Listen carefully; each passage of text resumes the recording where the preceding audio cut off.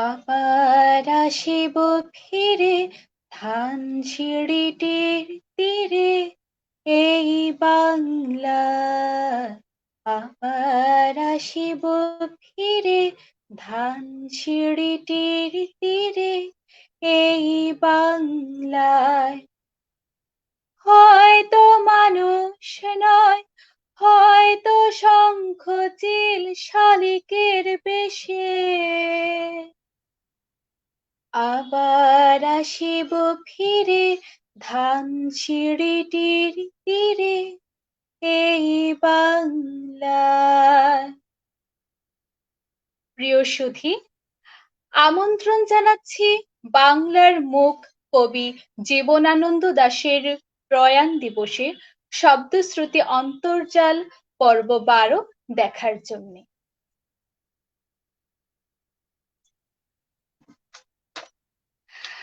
আমাদের আজকের অতিথি চট্টগ্রাম বিশ্ববিদ্যালয়ের প্রফেসর কবি হোসাইন কবির, দেশ বরেণ্য আবৃত্তি শিল্পী মাহিদুল ইসলাম ও কাজী মাহতাব সুমন।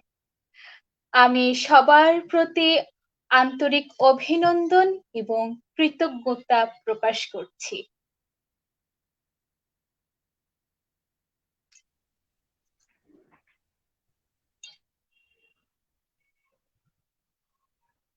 এই বিশাল পৃথিবীর কোন নদী ঘাসে তারে আর খোঁজো তুমি পাবে না কো।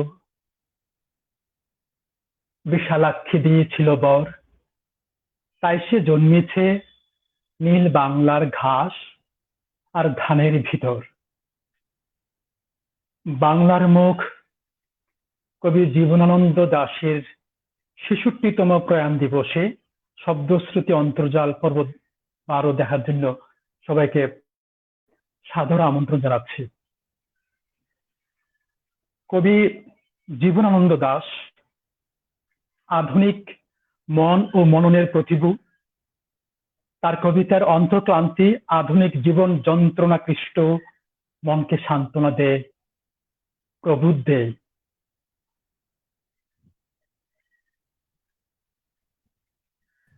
আমি এখন কবি জীবনানন্দ দাশের জীবনী থেকে কিছুটা উচ্চারণ করছি।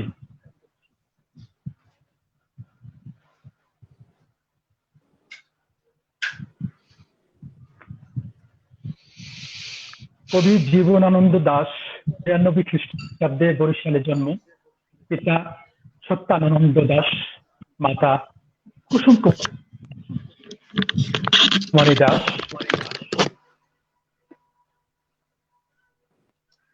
তিনি ১৯০৮ সালে জানুয়ারি বরিশাল বজ্রমোহন বিশ্ববিদ্যালয়ে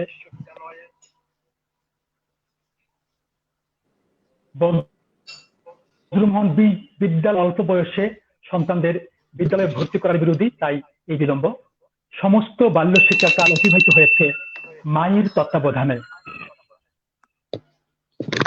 ১৯১৭ সালে তিনি বরিশাল বজ্রমোহন কলেজ থেকে প্রথম বিভাগে আইএ পাশ করেন এবং ১৯২১ সালে কলকাতা বিশ্ববিদ্যালয় থেকে তিনি ইংরেজিতে দ্বিতীয় শ্রেণীতে এমএ পাশ করেন।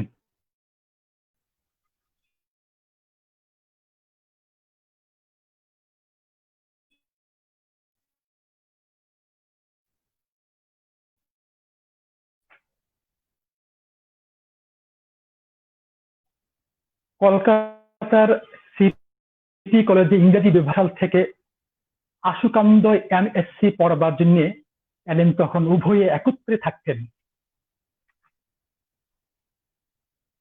১৯০০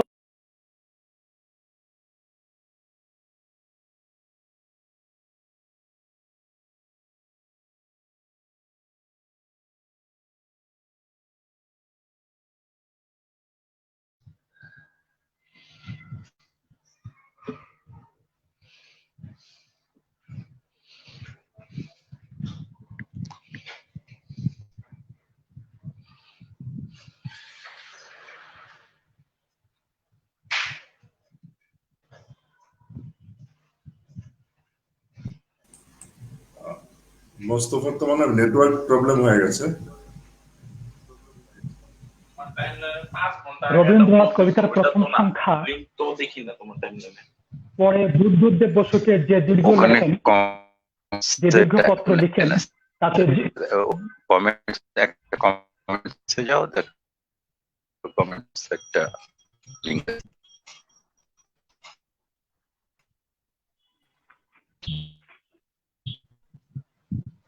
1951 সালে ফেব্রুয়ারি মাসে খড়গপুর কলেজ থেকে তিনি বরখাস্ত হন এবং 1953 সালের ফেব্রুয়ারিতে বরিশাল কলেজের অধ্যাপনা থেকেও তিনি চ্যুত হন এবং ওই বছরই মে মাসে মহাজাতি সদনে এক অনুষ্ঠানে কবিকে পূর্বোক্ত পুরস্কার দেওয়া হয় এবং 1954 সালের 28 ও 29 জানুয়ারি যথাক্রমে বৃহস্পতি ও শুক্রবার তিনি কলিকাতা বিশ্ববিদ্যালয়ের সিনেট হলে কবি সম্মেলনে যোগদান করেন। তাই আমি পৃথিবীর প্রথম দিনে সকলের শেষে কবিতা পড়েন বনলতা সেন সহ 3-4টি কবিতা। 14 অক্টোবর সন্ধ্যায় দেশপ্রিয় পার্কের কাছে সান্ধ্য ভ্রমণের সময় রাস্তা পার হতে গিয়ে ট্রাম দুর্ঘটনায় তিনি গুরুতর আহত হন এবং শম্ভুনাথ পণ্ডিত হাসপাতালে ভর্তি হন এবং 22 অক্টোবর শুক্রবার ওই হাসপাতালে তিনি মৃত্যুবরণ করেন। পরের দিন এক নাতিদীর্ঘ শোকযাত্রা সহ মরদেহ কেওড়াতলা শ্মশান ঘাটে নিয়ে যাওয়া হয় এবং অন্ত্যেষ্টিক্রিয়া সম্পন্ন হয়। আমি আসলে খুব সংক্ষিপ্ত ভাবেই পড়ার চেষ্টা করেছি কবি জীবনানন্দ দাশের জীবনী থেকে। পরবর্তী কার্যক্রমের জন্য আমি নৌসিনকে আমন্ত্রণ জানাচ্ছি।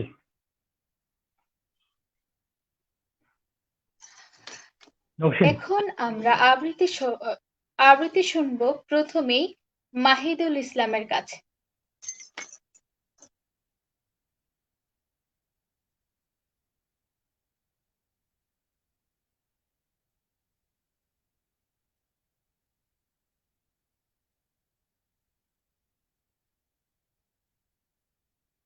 আপনার মাইকটা মিউট করা।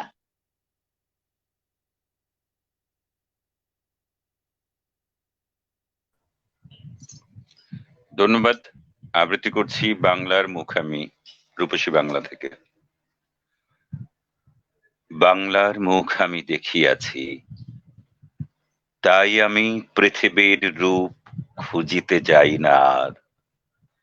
অন্ধকারে জেগে উঠে ডুমুরের গাছে চেয়ে দেখি, ছাতার মতন বড় পাতাটির নিচে বসে আছে ভোরের দোয়েল পাখি। চারিদিকে চেয়ে দেখি পল্লবের স্তূপ, জাম, বট, কাঁঠালের, হিজলের, অশ্বত্থের করে আছে চুপ। ফণি মনসার ঝোপে সটি বনে তাহাদের ছায়া পড়িয়াছে। মধুকর ডিঙা থেকে না জানি সে কবে চাঁদ চম্পার কাছে এমনি হিজল, বট, তমালের নীল ছায়া। বাংলার অপরূপ রূপ দেখেছিল। বেহুলাও একদিন গাঙুরের জলে ভেলা নিয়ে কৃষ্ণা দ্বাদশীর জ্যোৎস্না যখন মরিয়া গেছে নদীর চড়ায়, সোনালি ধানের পাশে অসংখ্য অশ্বত্থ বট দেখেছিল হায়। শ্যামার নরম গান শুনেছিল। একদিন অমরায় গিয়ে ছিন্ন খঞ্জনার যখন নেচেছিল ইন্দ্রের সভায়। বাংলার নদী, মাঠ, ভাটফুল খুঁড়ের মতো তার কেঁদেছিল পায়। ধন্যবাদ। অপূর্ব মাহি ভাই, আমরা প্রথম কবিতাটি শুনলাম, খুব ভালো লাগা এবং আমাদের খুব পছন্দের একটি কবিতা। আমি এবার যাব কাজী মাহাতো সুমন ভাইয়ের কাছে। আমরা জানি কাজী মাহাতো সুমন ভাই বলেছেন আমাদের এক আলোচনায় যে জীবন আনন্দ মানে জীবনের আনন্দ। তো সেই বোধ থেকে সুমন ভাই আজকে আবৃত্তি করবেন। সুমন ভাই, আপনি অনেক ধন্যবাদ। যখন যে পারফর্ম করবে বা কথা বলবে, বাকি সবার মাইক গুলো যদি মিউট করা থাকে না, সাউন্ড গুলো, আজকে নেটওয়ার্ক একটু মনে হয় ঝামেলা হচ্ছে অনেকের এখান থেকে। যাই হোক, জীবন আনন্দ আসলেই তো জীবনের আনন্দ। এক একজনের কাছে জীবনের আনন্দ এক এক রকম। জীবন আনন্দকে আজকে এখানে কবি হোসাইন কবির আছেন, উনি জীবন আনন্দ দিয়ে বলেন, ভাবেন, গবেষণা করেন, লিখেন, আমরা শুনবো। আমরা কবিতা থেকে কবি জীবনানন্দকে যেভাবে দেখেছি, প্রেম, প্রকৃতির সুন্দর নির্জনতা, হ্যাঁ, এই সবকিছুই তার মানে তার যে তার নিজের জীবনের আনন্দ হিসেবে নিয়েছেন। হ্যাঁ, দুঃখের মধ্যেও আনন্দ খুঁজে নিয়েছেন। তো উনি এই নির্জনতার কবির রূপসী বাংলা থেকে মাহি পড়লো এখন। আমিও রূপসী বাংলা থেকে একটা কবিতা শুনাই। আমার প্রথম কবিতা হচ্ছে যে এই পৃথিবীতে এক।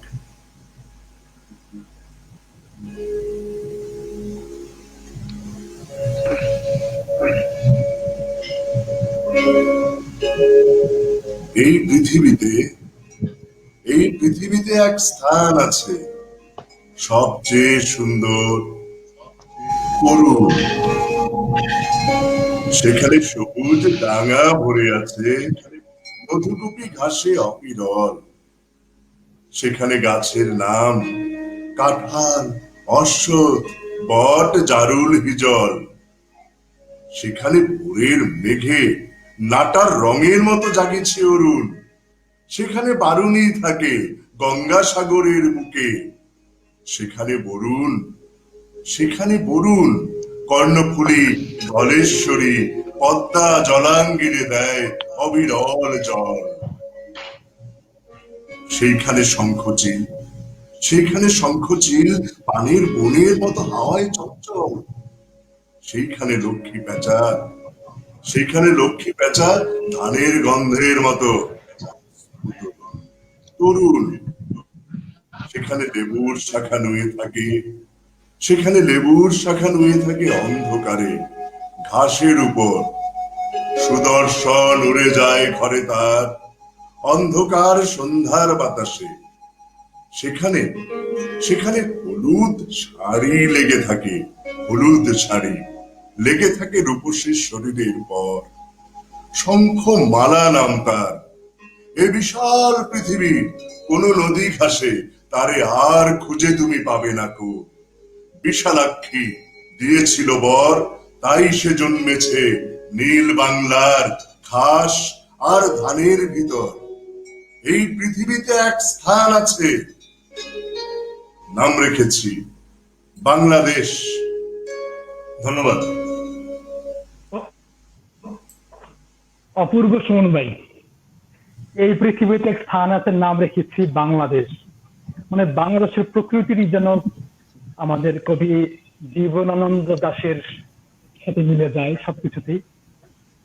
ধন্যবাদ সুমন ভাই। আমরা এবার যাব চট্টগ্রাম বিশ্ববিদ্যালয়ের প্রফেসর কবি হোসাইন কবির কাছে। দাদা শুনতে পাচ্ছেন? শুনতে পাচ্ছি। হ্যাঁ, মিউট করতে হবে, আনমিউট করতে হবে।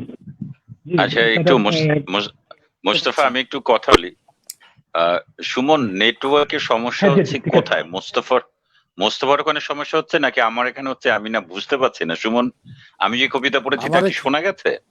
হ্যাঁ, নেটওয়ার্কের সমস্যা হচ্ছে আমার এখানে।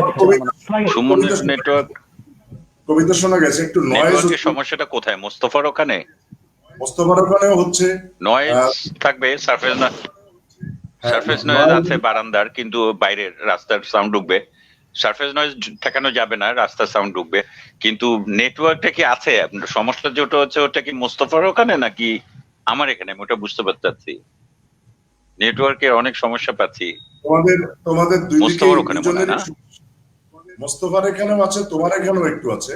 ওই মাইক গুলো যখন পারফর্ম করবে একজন, বাকি সবাই মাইক গুলো মিউট করে রাখলে তখন আর কোনো নয়েজ হবে না। না না, নয়েজ নিয়ে কথা বলছি না, আমি নেটওয়ার্ক নিয়ে কথা বলছি, নেটওয়ার্ক।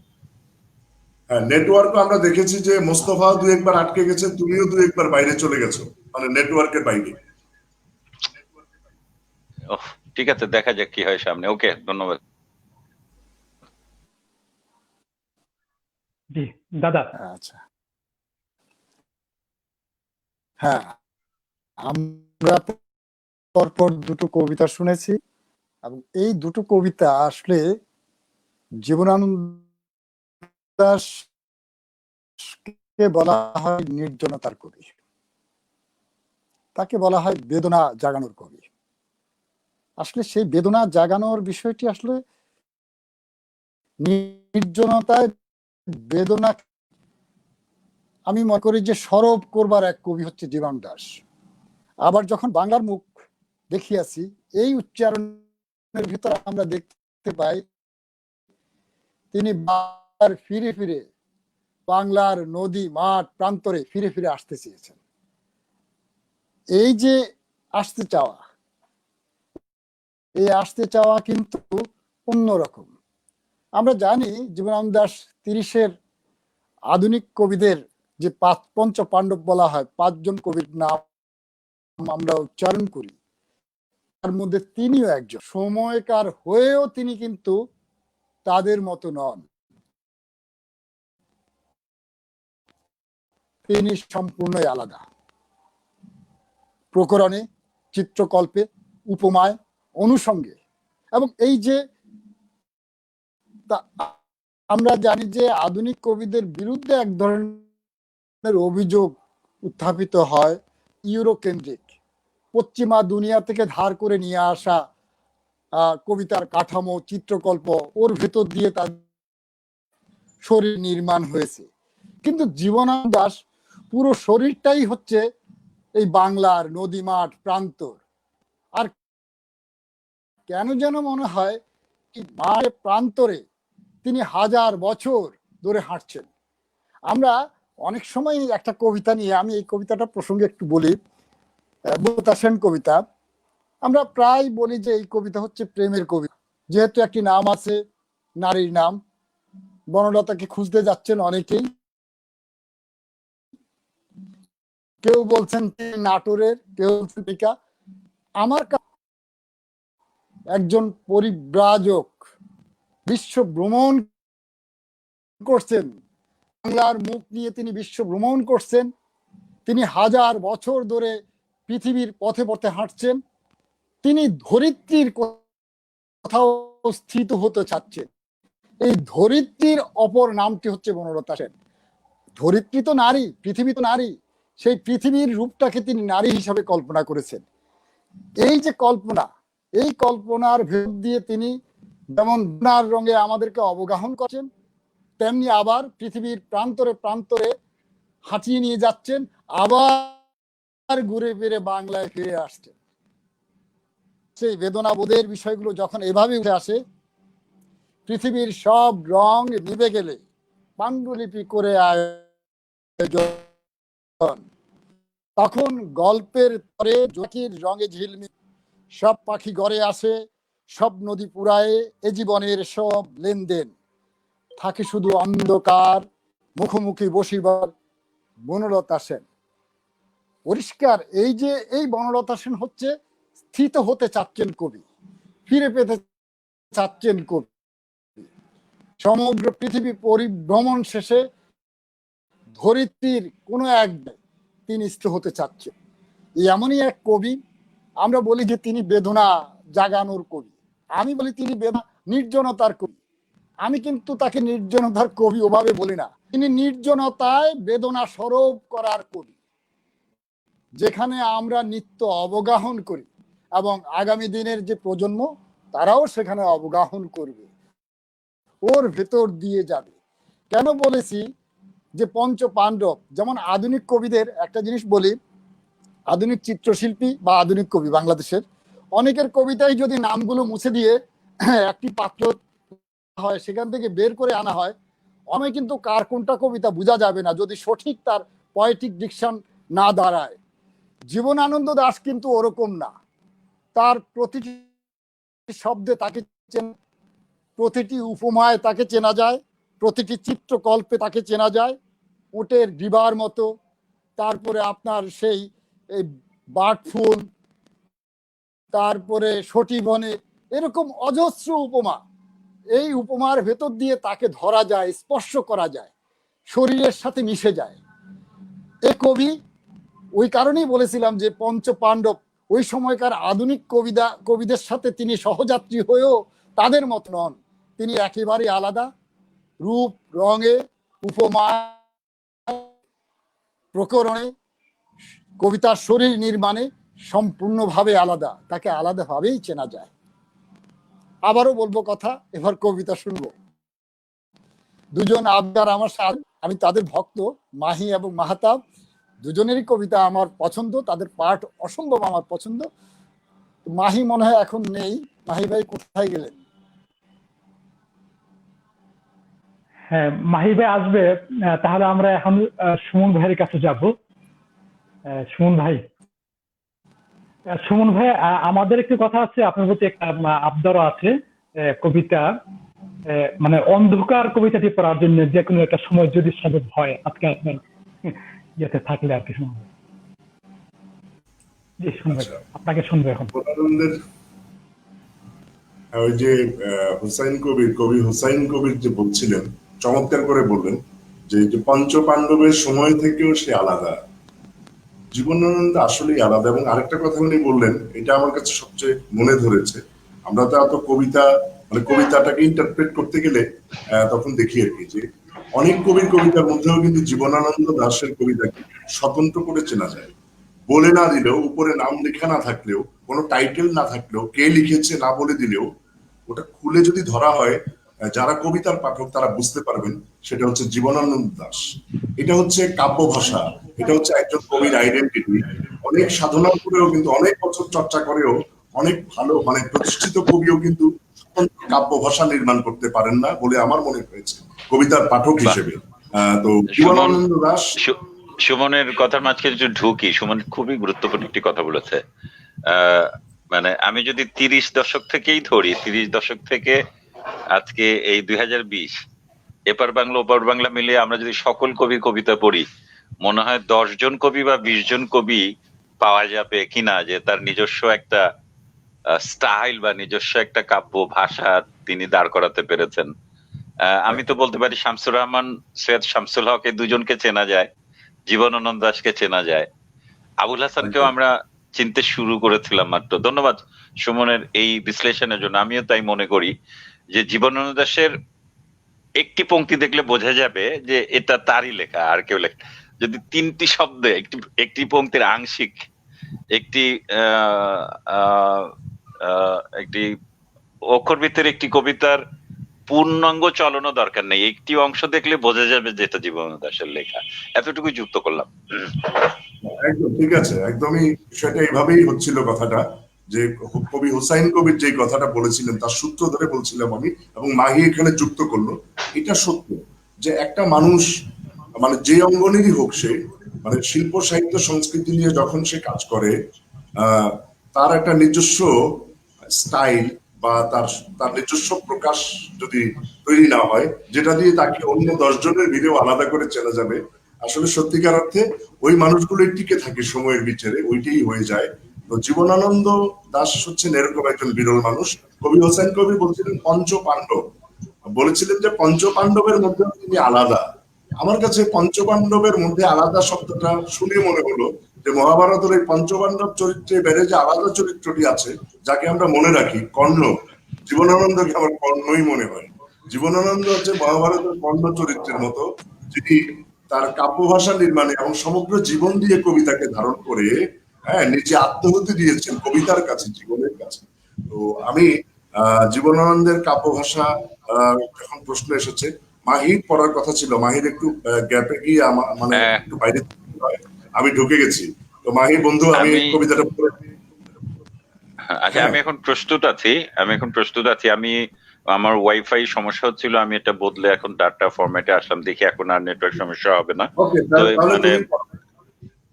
তাহলে তুমি পড়ো, আমি সুমন কোনটা পড়তে চাচ্ছিলে? আমি এখন বোধ কোনটা একটু সংকলিত করে পড়বো, বোধ। ও আচ্ছা, তাহলে তুমি বোধটা পরে পড়ো, আমি তাহলে হাওয়ার রাতটা আগে শোনাই। ঠিক আছে।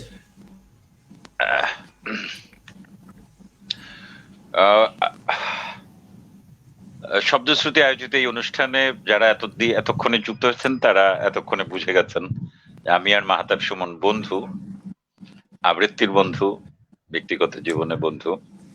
আমরা দুজন আবৃত্তি শিল্পী যুক্ত হয়েছে এবং আমরা দুজন কম বেশি জীবনানন্দ দাশ চর্চা করি, পড়ি। এটা আপনারা এতক্ষণে একটু বুঝে গেছেন।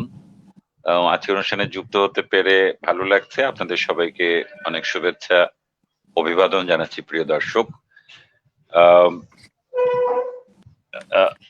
আমি একটু কথা বলে নিচ্ছি খুব সংক্ষিপ্ত, যে অনেকেই জীবনানন্দ দাশকে বিষাদের কবি, নির্জনতার কবি ইত্যাদি ইত্যাদি আখ্যা দিয়েছেন আমাদের আগের প্রজন্মের কবিতা বিশ্লেষকরা।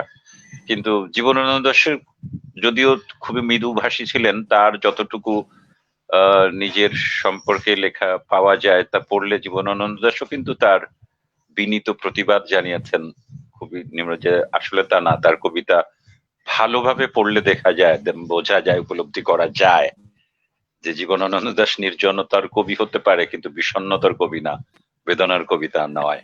তার কবিতায় প্রচুর জীবনের উচ্ছ্বাস, জীবনের উদ্দামতা প্রচুর রয়েছে।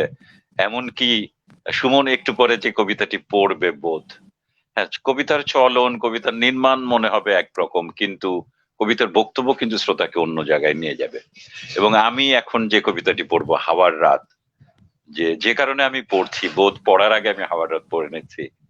এই হাওয়ার রাত কবিতা পড়ে মানে কোন পাঠক এই কবিতাকে বিষণ্ণতার কবি বলবে, জীবন বিনাশী কবি বলবে, আমার মনে হয় না। সেটা অনেক আগের যুগের কথা, আধুনিক কোনো পাঠক হয়তো কথা বলবে না। পড়ছি হাওয়ার রাত। গভীর হাওয়ার রাত ছিল কাল, অসংখ্য নক্ষত্রের রাত। সারা রাত বিস্তীর্ণ হাওয়া আমার মশারিতে খেলেছে। মশারিটা ফুলে উঠেছে কখনো মৌসুমী সমুদ্রের পেটের মতো, কখনো বিছানা ছেড়ে নক্ষত্রের দিকে উড়ে যেতে চেয়েছে। একবার মনে হচ্ছিল আমার আধো ঘুমের ভেতর হয়তো মাথার উপরে মশারি নেই আমার, সাতি তারার কোল ঘেঁষে নীল হাওয়ার সমুদ্রে সাদা বকের মতো উঠছে সে। কাল এমন চমৎকার রাত ছিল, সমস্ত মৃত নক্ষত্রেরা কাল জেগে উঠেছিল, আকাশে এক তিল ফাঁক ছিল না। পৃথিবীর সমস্ত ধূসর প্রিয় মৃতদের মুখও সেই নক্ষত্রের ভেতর দেখেছি আমি। অন্ধকার রাতে অশ্বত্থের চূড়ায় প্রেমিক চিল পুরুষের শিশির ভেজা চোখের মতো ঝলমল করছিল সমস্ত নক্ষত্রেরা। জ্যোৎস্না রাতে বেবিলনের রানীর ঘাড়ের ওপর চিতার উজ্জ্বল চামড়ার শালের মতো জল জল করছিল বিশাল আকাশ।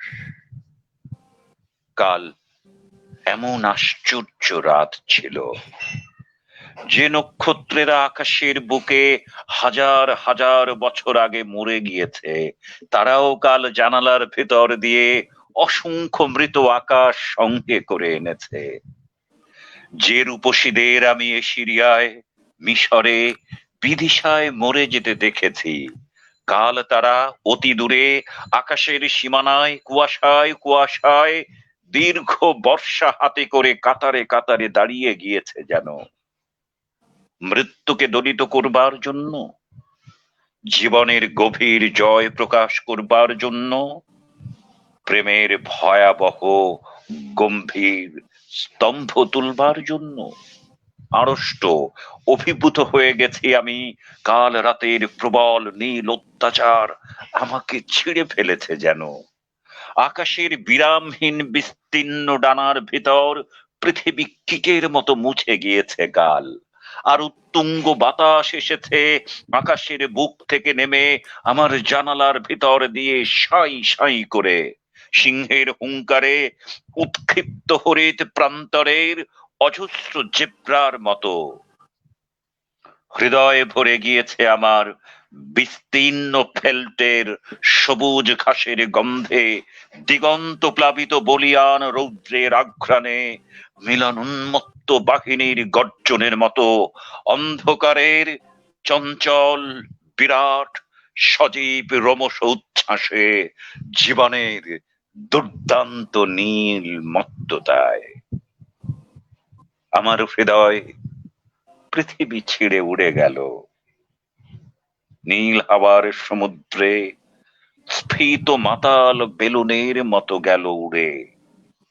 একটা দূর নক্ষত্রের মাস্তুলকে তারায় তারায় উড়িয়ে নিয়ে চলল একটা দুরন্ত শকুনের মতো। ধন্যবাদ। অপূর্ব মাহি ভাই। আমরা এখন সুমন ভাইয়ের কাছে যাব। ধন্যবাদ। আমি তো আমার কবিতার কথা আগেই বলে ফেলেছি, মাহি বলল। ওই যে কথাটা হচ্ছিল যে জীবনানন্দ অন্ধকারের মধ্যে আলো খুঁজে বের করে। ওই হাওয়ার রাত কবিতাটা শুনতে শুনতে মনে হচ্ছিল অন্ধকারে বসে বসে কত রকম আলোর খেলা দেখাচ্ছে এই কবিতাটার মধ্যে। আমি জীবনানন্দ দাশের আমি যখন পাঠ করি আর কি, জীবনানন্দ ওই মাহি যেটা বললো আমারও কাছে অনেক এটাই। জীবনানন্দ আমি পাঠ করলে আমি আনন্দিত হই, মানে আমি স্পিরিট পাই। জীবনানন্দ আমার জীবনের আনন্দ। আমি ওইটাই বলি যে জীবনানন্দ হচ্ছে আমার জীবনের আনন্দ, এবং ওনার নামটা এটাই, জীবনের আনন্দ মানেই হচ্ছে জীবনানন্দ। তো আমি বোধ কবিতাটা পড়ি, জীবনানন্দ দাশের বোধ। ওটা একটু সংকলিত করে পড়ছি।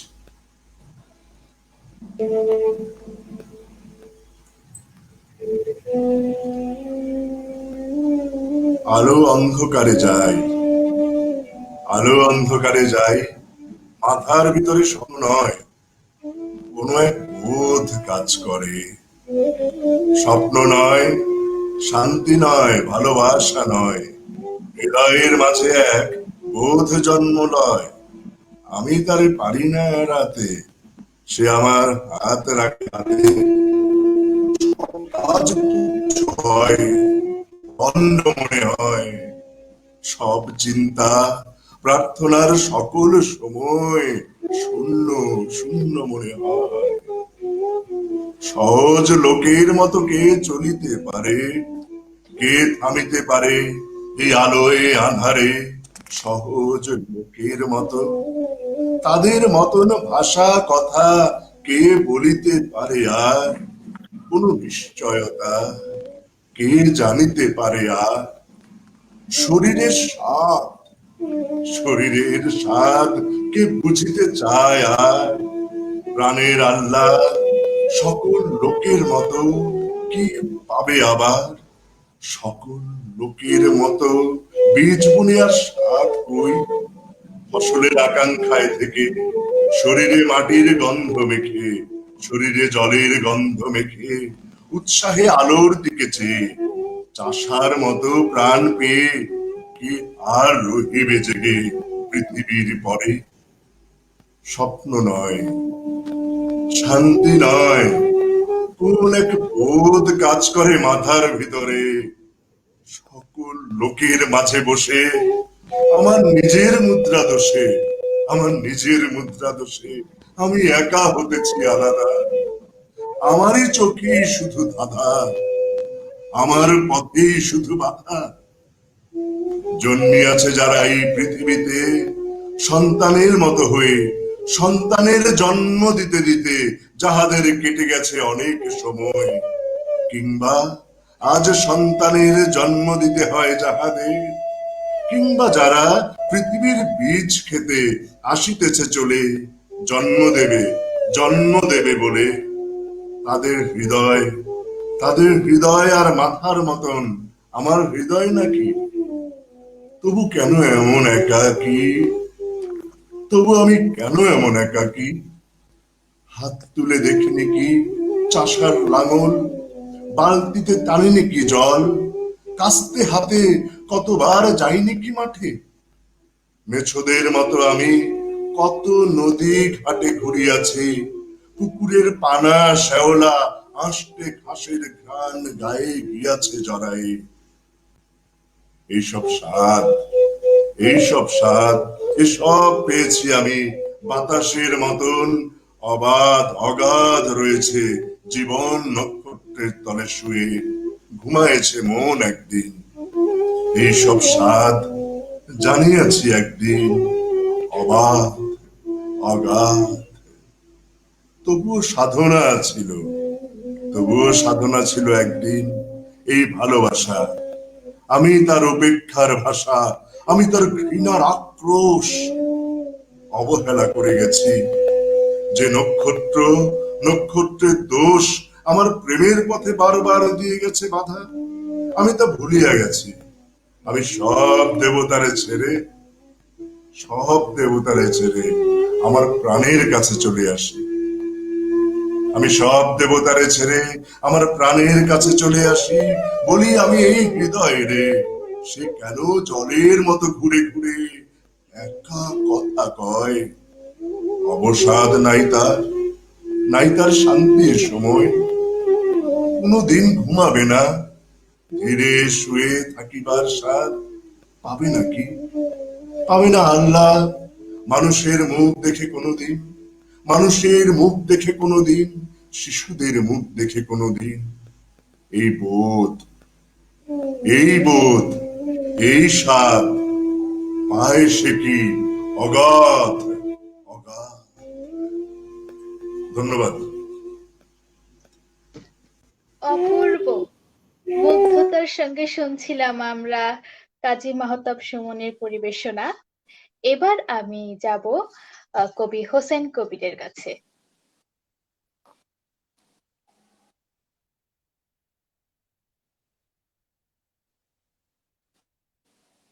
আমরা পরপর দুটো কবিতা শুনেছি।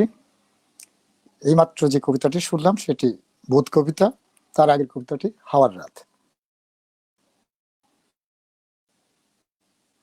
কবিতা সবসময় আসলে বোঝার বিষয় না, কখনো কখনো অনুধাবনের বিষয়, স্পর্শ করার বিষয়। শাব্দিক অর্থে অনেক কবিতা বুঝতে গেলে আসলে ভুলও হয়, বিশেষ করে বোধ কবিতা। এটি আসলে নিজের সাথে নিজের কথোপকথন, নিজের প্রতিবিম্বের সাথে নিজের কথোপকথন। আবার এও হতে পারে যে নিজের সময়ের বিপরীতে নিজের সময়টাকে দাঁড় করিয়ে কথোপকথন। এই যে কথোপকথন, এটি পরাবাস্তব। এই কবিতাটিও পরাবাস্তব কবিতা। সেখানে প্রচুর, এবং সেই কবিতা আমাদেরকে অনেক সময় ভুল করে অনেকে বলেন তিনি রোমান্টিক কবি। আসলে রোমান্টিক কবিদের শাশ্বত প্রেমের আদর্শের বিপরীতে জীবনানন্দ দাশের অবস্থান ছিল, এবং যে কারণেই তিনি জানতেন প্রেম ক্ষণিকের, দৈহিক বিচ্ছেদ তাও ক্ষণিকের। যেমন অনিবার্য মানসিক বিচ্ছেদ, তাই ভাঙা ঘাট, মজা দিঘি, চূর্ণ মঠ, জীর্ণ বট, এসব তার কবিতায় ঘুরে ফিরে এসছে। এর ভেতর দিয়ে আসলে তিনি সময়টাকে ধরবার চেষ্টা করেছেন। তিনি যে সময়ের মানুষ, সেই সময়টাকে ধরবার চেষ্টা করেছেন, অতীতকে টেনে আনবার চেষ্টা করেছেন বর্তমানে দাঁড় করিয়ে। এভাবে আমরা যখন দেখি সেখানে একইভাবে দেখি যে আপনার সেখানে চন্দ্রমালার কাকন বা ঘাঙুরের জলে বেহুলার ভেলার কথা বলা হচ্ছে। 8 বছর আগের একদিনের কথা বলছিলাম, সেখানে একটা চমৎকার পংক্তি আছে যেটা আমরা প্রায় উচ্চারণ করি। অনেকগুলো পংক্তি আছে। অর্থ নয়, কীর্তি নয়, সচ্ছলতা নয়, আরো এক বিপন্ন বিস্ময় আমাদের অন্তর্গত রক্তের ভেতরে খেলা করে, আমাদের ক্লান্ত করে, ক্লান্ত করে। এই যে বিপন্ন বিস্ময়, বিপন্নতা তাতে বিস্ময়, সেটি অতি এমন ছিল, তার সময়ে ছিল, বর্তমানে আছে, ভবিষ্যতেও থাকবে। এরকম একটি বিষয় যে পরাবাস্তব ভাবনাকে তিনি ক্যারিকেচার আছে, যেমন থুত্থুরে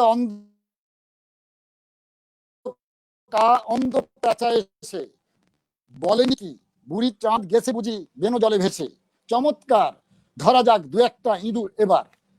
এটা ঠিক আমরা এই জায়গায় যদি আমরা শব্দের অর্থে কবিতা বুঝতে যাই তাহলে কিন্তু আমরা আসলে কিছুই বুঝবো না। আমরা এর পরিবেশের ভেতর থেকে কবিতাকে আমার অনুভব করতে হবে। থুত্থুরে বলেনি কি দু একটা ইঁদুর এবার, এটি কি বলতে চাইছেন, উপস্থাপন করতে চাইছেন তিনি? এটি এক ধরনের যেটা বলতে চাইছেন সেটা নয়, তার অন্যরকম একটি অর্থ আছে। আবার শুরুতে যখন বলা হলো সময় ঘরে নিয়ে গেছে তারে কাল রাতে, ফাল্গুনের রাতের আধারে যখন গিয়েছে ডুবে পঞ্চমীর চাঁদ, মরিবার হলো তার স্বাদ। এটাও না, সেখানে সময়, সমাজ, সময়ের ভেতর দিয়ে যে যুগ যন্ত্রণা, সেই মানুষের যাপিত জীবনের উপস্থাপন। কারণ একজন মানুষ যদি তার সময়টাকে ধারণ করে, তার বহু রকমের যন্ত্রণা আছে, আনন্দ আছে, বেদনা আছে। মাহি চমৎকার ভাবে বলেছেন যে তিনি তাকে নির্জনতার কবি বলা হয়। আমি শুরুতেই বলেছি যে তিনি নির্জনতায় সরব করেছেন বেদনাবোধকে। আসলে তিনি নির্জনতায় সরব করেছেন, মুখরিত করেছেন বেদনাবোধকে। সেই বেদনাবোধে আমরা আজও অবগাহন করি। এ কারণেই যে তিনি ইউরোপ থেকে পরাবাস্তব ভাবনা নিয়েছেন, কিন্তু কবিতার অনুষঙ্গে, প্রকরণে, উপমায় তিনি এই মাটির, এই আবহাওয়া, জলবায়ুর চিত্রকল্প তিনি ব্যবহার করেছেন, শব্দ ব্যবহার, যে কারণে তার কবিতা সম্পূর্ণ আলাদা। ঠিক একইভাবে ভাই আরেকটি কথার সাথে আমি একমত যে শুধু একটি পংক্তি নয়, একটি শব্দেও কিন্তু তাকে চেনা যায়। হাজার বছর ধরে আমরা যদি এই লাইনটা, এই শব্দটা কম্পিউটারে লিখে দেই, পুরো কবিতাটা নিয়ে আসে। চুলটা কবেকার বলার সাথে সাথে পুরো কবিতা নিয়ে আসে। জীবনানন্দ দাশকে এভাবে এরা পুরো কবিতা দিতে হয় না, চুল তার কবেকার বল কিন্তু এরকম অসংখ্য সটিবনে উপস্থাপন করে। ঠিক এ কারণেই তিনি সকলের সাথে অভিযাত্রী হয়েও তার তিনি এগিয়ে ছিলেন, আলাদা ছিলেন চিত্রকল্পে, প্রকরণে, এবং সেই বুনন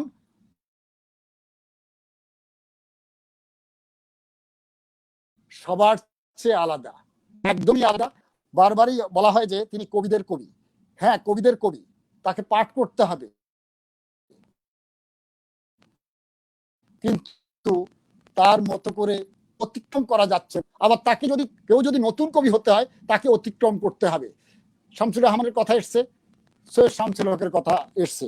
তিনি সৈয়দ শামসুল হক জলেশ্বরী নদী পাড়ের মানুষ, রংপুরের মানুষ।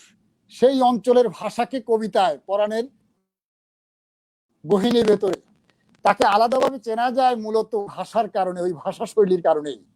পায়ের আওয়াজ পাওয়া যায় সেখানেও ওই ভাষা শৈলীকে তিনি কবিতায় চমৎকার ভাবে উপস্থাপন করেছেন, এবং ভিন্ন রকম একটি ভাষা শৈলী তিনি নির্মাণ করেছেন। শামসুর রহমান কিন্তু ওভাবে ভাষা শৈলী আমরা স্পর্শ করি না। শামসুর রহমান বলি বা আমরা শহীদ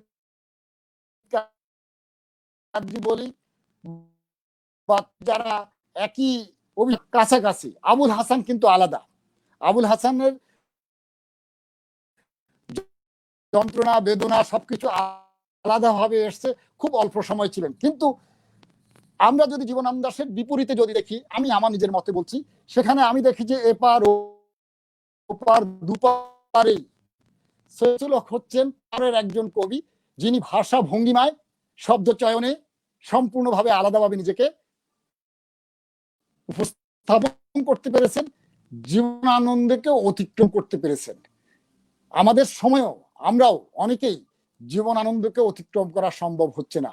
আবার জীবনানন্দ অবশ্যই পাঠ্য, শুনে তাকে জানতে হলে, কবিতা যদি বুঝতে হয় তাহলে জীবনানন্দ দাশের কাছে আমাদের যেতেই হবে, এর কোনো বিকল্প নেই।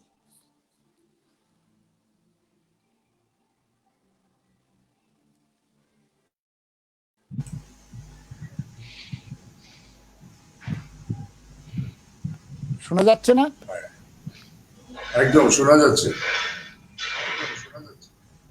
নেটওয়ার্কের সমস্যা হচ্ছে, তারপর আমরা শুনেছি।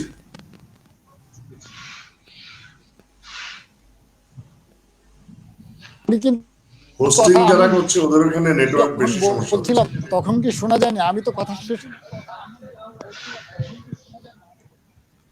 হ্যাঁ, কথা শুনেছি, শেষে আমরা শুনতে শোনা পেয়েছি, একটু আটকে আটকে। কথা শোনা গিয়েছিল। আচ্ছা, এবার আমরা এতক্ষণ কবি হোসেন কবিরের অনেক গুরুত্বপূর্ণ কথা শুনলাম। এবার আমি চলে যাচ্ছি আমাদের আবৃত্তি শিল্পী, বরেণ্য আবৃত্তি শিল্পী মাহিদুল ইসলামের কাছে। আমরা তার আরো একটি পরিবেশনা শুনব।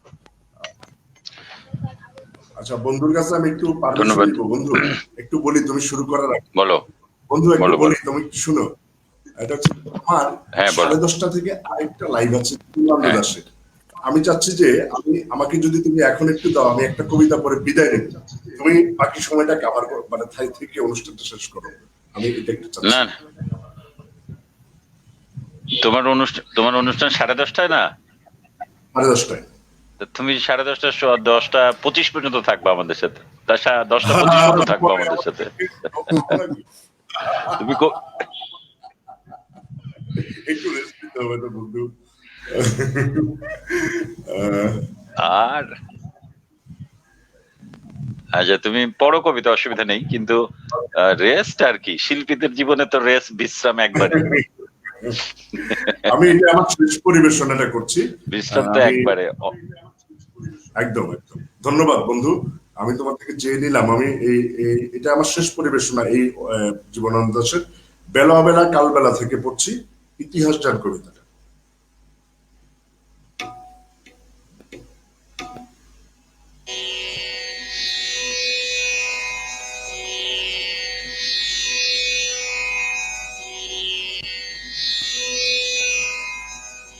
ইতিহাস যান জীবনানন্দ দাশ যে সমস্ত কবিতাগুলো লিখেছেন, যেখানে জীবনানন্দ দাশকে পাওয়া যায়, মানে আমার এই কবিতাটা পড়ে জীবনানন্দ দাশকে, মানে ত্রিকাল দর্শন আছে না, যে 3 কাল দেখে, এরকম একটা মানুষ মনে হয়েছে আমি যতবার এই কবিতাটা পড়েছি। ইতিহাস যান কবিতাটা আমি একটু শুনে।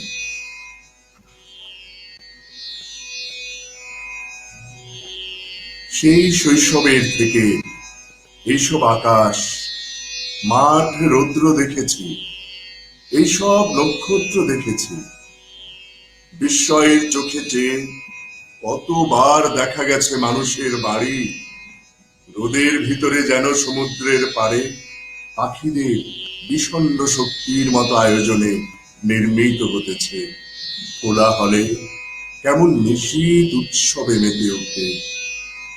একদিন শূন্যতায় স্তব্ধতায় ফিরে দেখি তারা কেউ আর নেই। পিতৃপুরুষেরা সব নিজ স্বার্থ ছেড়ে দিয়ে অতীতের দিকে সরে যায়। পুরনো গাছের সাথে সহমর্মী জিনিসের মতো হেমন্তের রৌদ্রে দিনে অন্ধকারে শেষ বার দাঁড়ায় তবু। কখনো শীতের রাতে যখন বেড়েছে খুব শীত, দেখেছি পিপুল গাছ আর পিতাদের ঢেউ, আর সব জিনিস অতীত। তারপর ঢের দিন চলে গেলে আবার জীবন উৎসব, যৌনমত্ততার যে ঢের মহিয়ান, অনেক করুণ, তবু আবার মৃত্যু। তারপর একদিন মৌমাছিদের অনুরণনের বলে রৌদ্র বিচ্ছুরিত হয়ে গেলে নীল আকাশ নিজের কণ্ঠে কেমন নিঃসৃত হয়ে ওঠে। হেমন্তের অপরাহ্নে পৃথিবী মাঠের দিকে সহসা তাকালে কোথাও সনের বনে হলুদ রঙের খড়ে চাষার আঙুলে গালে কেমন নীল সোনা পশ্চিমের অদৃশ্য সূর্যের থেকে চুপে নেমে আসে। প্রকৃতিও মানুষের শরীর ছুঁয়ে মৃততম মানুষের হারে কি যেন কিসের এক সৌর ব্যবহারে লেগে থাকে। অথবা কখনো সূর্য মনে পড়ে অবহিত হয়ে নীলিমার মাঝ পথে এসে থেমে রয়ে গেছে, বড় গোল, রাহুর আভাস নেই, এমনই পবিত্র নিরুদ বেল। এইসব বিকেলের হেমন্তের সূর্য ছবি তবু দেখাবার মতো আজ কোনো দিকে কেউ নেই আর। অনেকেই মাটির শয়ানে পুরাতেছে। মানুষেরা এই সব পথে এসে চলে গেছে, ফিরে ফিরে আসে, তাদের পায়ের রেখায় পথ কাটে কারা, হাল ধরে বীজ বনে ধান সমুজ্জ্বল কি অভিনিবেশে সোনা হয়ে ওঠে। দেখে সমস্ত দিনের রাত শেষ হলে সমস্ত রাতের অগণন নক্ষত্রেও ঘুমবার জুড়োবার মতো কিছু নেই। হাতুড়ি করাত দাঁত নেহাই তুরপুন পিতাদের হাত থেকে ফিরে ফিরতির মতো সন্ততির সন্ততির হাতে কাজ করে চলে গেছে কতদিন। অথবা এদের চেয়ে আরেক রকম ছিল কেউ কেউ, ছোট বা মাঝারি মধ্যবিত্তদের ভিড়। সেখানে বই পড়া হতো, কিছু লেখা হতো, ভয়াবহ অন্ধকারে সরু সলতে রেড়ির আলোর মতো কি যেন কেমন এক আশাবাদ ছিল ইহাদের চোখে মুখে মনের নিবেশে বিমনস্কতায়। সংসারে সমাজে দেশে প্রত্যন্তেও পরাজিত হলে ইহাদের মনে হতো দীনতা জয়ের চেয়ে বড়, অথবা বিজয় পরাজয় সব এক পরিত চাঁদের এপিট ওপিট শুধু। সাধনা মৃত্যুর পরে লোক সফলতা দিয়ে দেবে, পৃথিবীতে হেরে গেলে কোনো ক্ষোভ নেই। মাঝে মাঝে প্রান্তরের জ্যোৎস্নায় তারা সব জড়ো হয়ে যেত। কোথাও সুন্দর প্রেত সত্য আছে জেনে তবু পৃথিবীর মাটির কাকালে কেমন নিবিড় হয়ে ওঠে। আহা, সেখানে স্থবির যুবা কোনো এক তন্নি তরুণীর নিজের জিনিস হতে শিকার পেয়েছে। ভাঙা চাঁদে অর্ধ সত্যে অর্ধ নৃত্যে আধেক মৃত্যুর অন্ধকারে অনেক তরুণী যুবা যৌব রাজ্য যাহাদের শেষ হয়ে গেছে, তারাও সেখানে অগণন চৈত্রের কিরণে কিংবা হেমন্তের অবকুণ্ঠিত ফিকে মৃগতৃষ্ণিকার মতন জ্যোৎস্না এসে গোল হয়ে ঘুরে ঘুরে প্রান্তরের পথে চাঁদকে নিখিল করে দিয়ে তবু পরিমেয় কলঙ্কে নিবিড় করে দিতে চেয়েছিল। মনে মনে, মুখে নয়, দেহে নয়, বাংলার মানুষ সাধনশীল শরীরের চেয়ে আরো বেশি জয়ী হয়ে শুক্ল পক্ষ রাতে গ্রামীণ উৎসব শেষ করে দিতে গিয়ে শরীরের কবলে তো তবু ডুবেছে বারবার অপরাধী বিরোধের মতো প্রাণে। তারা সব মৃত আজ, তাহাদের সন্ততির সন্ততিরা অপরাধী ভীরুদের মতন জীবিত। ঢের ছবি দেখা হলো, ঢের দিন কেটে গেল, ঢের অভিজ্ঞতা জীবনে জড়িত হয়ে গেল, তবু হাতে খননের অস্ত্র নেই। মনে হয় চারিদিকে টিভি, দেয়ালে নিরেট নিঃশব্দ অন্ধকার। বলে যেন কেউ যেন কথা বলে, হয়তো সে বাংলার জাতীয় জীবন, সত্যের নিজের রূপ, তবু সবের চেয়ে নিকট জিনিস সকলের। অধিগত হলে প্রাণ জানালার ফাঁক দিয়ে চোখের মতন অনিমেষ হয়ে থাকে নক্ষত্রের আকাশে তাকালে। আমাদের প্রবীণেরা আমাদের আচ্ছন্নতা দিয়ে গেছে, আমাদের মনীষীরা আমাদের অর্ধ সত্য বলে গেছে অর্ধ মিথ্যা। জীবন তবু অবিস্মরণীয় সততাকে চায়, তবু ভয়, হয়তো চাওয়ার দীনতা ছাড়া আর কিছু নেই। ঢের ছবি দেখা হলো, ঢের দিন চলে গেল, ঢের অভিজ্ঞতা জীবনে জড়িত হয়ে গেল, তবু নক্ষত্রের রাতের মতো সফলতা মানুষের দূরবীনে রয়ে গেছে জ্যোতির্গ্রন্থে জীবনের জন্য আজও নেই। অনেক মানসিখানা দেখা হলো, বই পড়া সাঙ্গ হলো, তবু কে বা কাকে জ্ঞান দেবে? জ্ঞান জ্ঞান বড় দূর পৃথিবীর রুক্ষ গল্পে, আমাদের জন্য দূর দূরতর আজ। সময়ের ব্যাপ্তি যেই জ্ঞান আনে, আমাদের প্রাণে তা তো নেই। স্থবিরতা আছে, জরা আছে, নিজেকে কেবলই আত্মক্রীড় করি, নির্গরি, নির্ভেঙে অন্ধকারে এই যৌন যৌথ যন্ত্রণার মালিন্য এড়ায়ে উৎক্রান্ত হতে ভয় পাই। সিন্ধু শব্দ, বায়ু শব্দ, রৌদ্র শব্দ, রক্ত শব্দ, মৃত্যু শব্দ এসে ভয়াবহ ডাইনির মতো নাচে, ভয় পাই। গুহায় লুকাই, লীন লীন লীন হতে চাই, ব্রহ্ম শব্দে লীন হয়ে যেতে চাই। আমাদের 2000 বছরের জ্ঞান এরকম। নচিকেতা ধর্মধ্যানে উপবাসী হয়ে গেলে জমপ্রীত হয়, তবু ব্রহ্মে লীন হওয়াও কঠিন। আমরা এখনো লুপ্ত হইনি তো। এখনো পৃথিবী সূর্যের রৌদ্রে অন্ধকারে ঘুরে যায়। আমারই ভালো হতো হয়তো বা। তবুও সকলই উচ্চ গতি যদি রৌদ্র শুদ্ধ সিন্ধুর উৎসবে, পাখির প্রমাথি দীপ্তি, সাগরের সূর্যের স্পর্শে মানুষের হৃদয়ে প্রতীক বলে ধরা দেয় জ্যোতির পথের থেকে যদি, তাহলে তাহলে যে আলো অর্ঘ্য ইতিহাসে আছে তবু উৎসাহ নিবেশ, যে জনমানসের অনির্বচনীয় নিঃসংকোচ এখনো আসেনি, তাকে বর্তমান অতীতের দীপ চক্রবালে বারবার নেভাতে জ্বালাতে গিয়ে মনে হয় আজকের চেয়ে ঢের দূর অনাগত উত্তরণ লোক ছাড়া মানুষের তরে সেই প্রীতি স্বর্গ নেই। গতি আছে, গতি আছে, তবু গতির ব্যাসন থেকে প্রগতি অনেক স্থিরতর। সে অনেক প্রতারণা প্রতিভার সেতু লোক পার হলো বলে স্থির হতে হবে বলে দিন প্রমাণ কঠিন। তবু প্রেমিক তাকে হতে হবে, প্রেমিক তাকে হতে হবে। সময় কোথাও পৃথিবীর মানুষের প্রয়োজন জেনে বিরচিত নয়, তবু সে তার বহির্মুখ চেতনার দান দিয়ে গেছে বলে মনে হয়। এরপর এরপর আমাদের অন্তর্দীপ্ত হবার সময়। ধন্যবাদ সবাইকে। অনেক দীর্ঘ একটা কবিতা পড়লাম এতক্ষণ। আহ আমি জানি না বিরক্তি উৎপাদন করেছি কিনা, অনেক দীর্ঘ একটি কবিতা পড়েছি। আমি আমার বন্ধু মাহি শুরু করুক, একটু কবিতা শুনবো, আমি শুনে আমি আগে বিদায় জানিয়ে দিচ্ছি। শোন ভাই, একটা কবিতা ছিল, অন্ধকারের একটা পড়ার একটা ইয়ে ছিল, অনেকের একটা মাহি পড়বে, মাহি ভালো পড়ে, কি বলবো, অনুরোধ ছিল আর কি। ঠিক আছে, শুন ভাই। মাহি ভাই, আপনার কাছে যাচ্ছি আমি।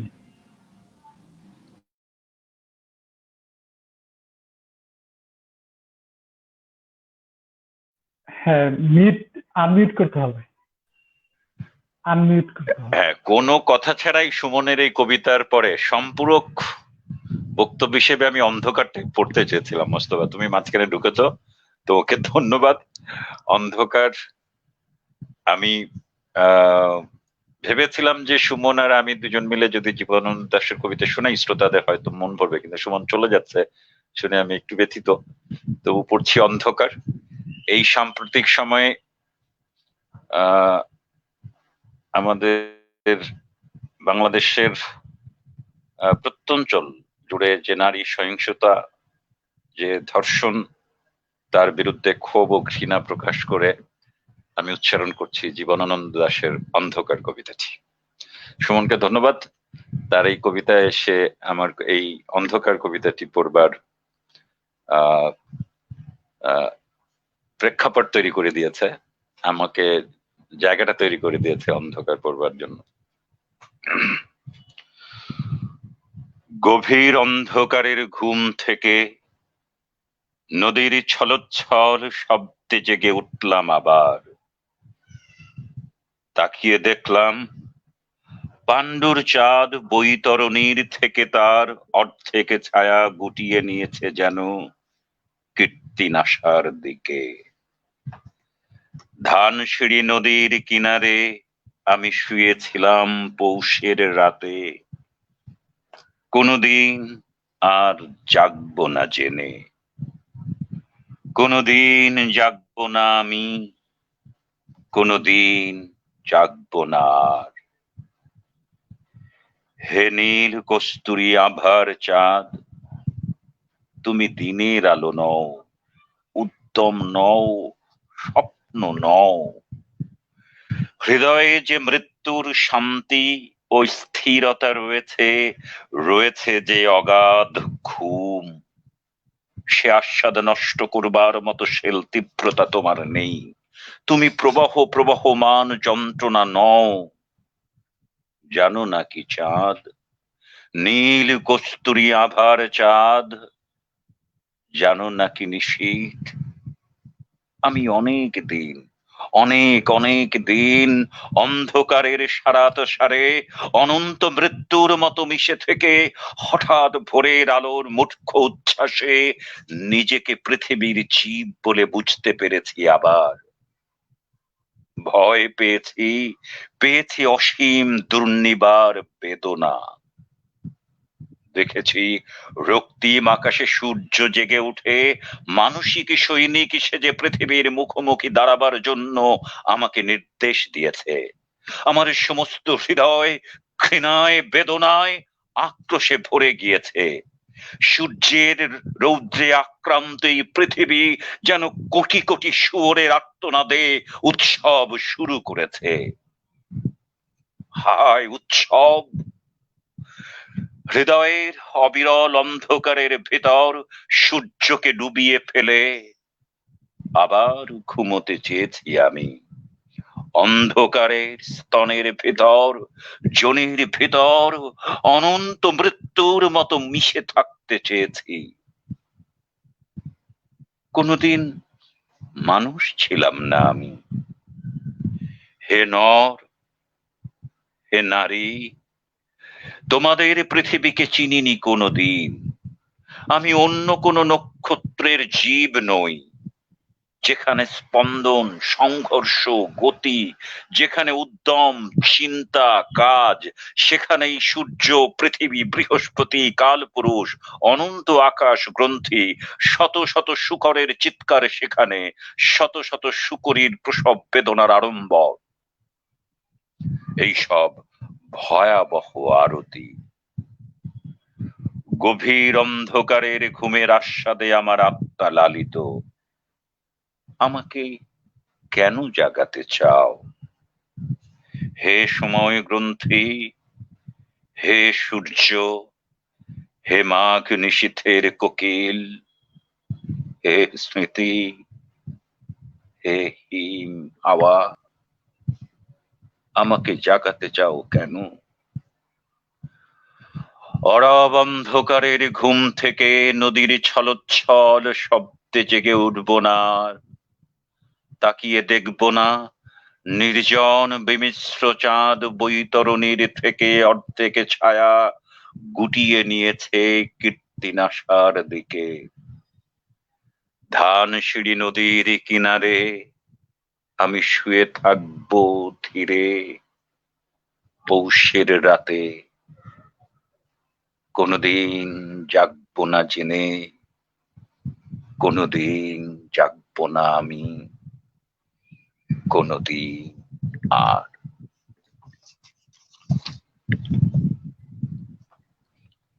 অপূর্ব মাহি ভাই, মুগ্ধতায় শুনছিলাম। আমরা যাচ্ছি এক সমৃদ্ধির দিকে। সুমন ভাই তো মনে হয় চলে গিয়েছেন। আপনাকে নিয়ে হয়তো চলা পরের বাকিটুকুতে।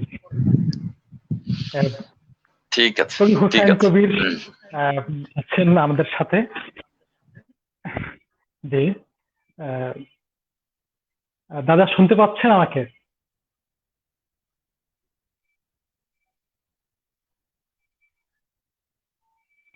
হ্যাঁ দাদা, আনমিউট করতে হবে।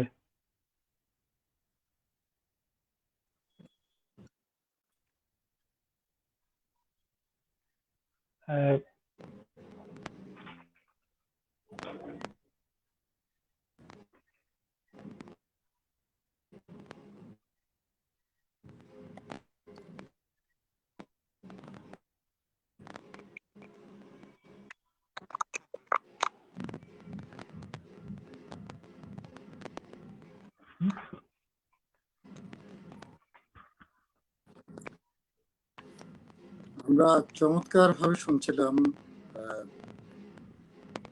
অন্ধকার কবিতার আবৃত্তি।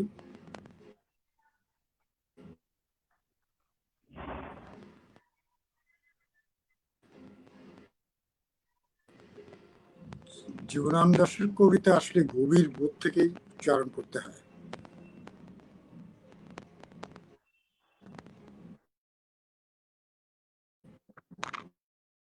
তিনি উচ্চ ভাবে তার দ্রোহের, তার ক্ষোভের বিষয়টা কিন্তু কবিতায় উঠে আসে।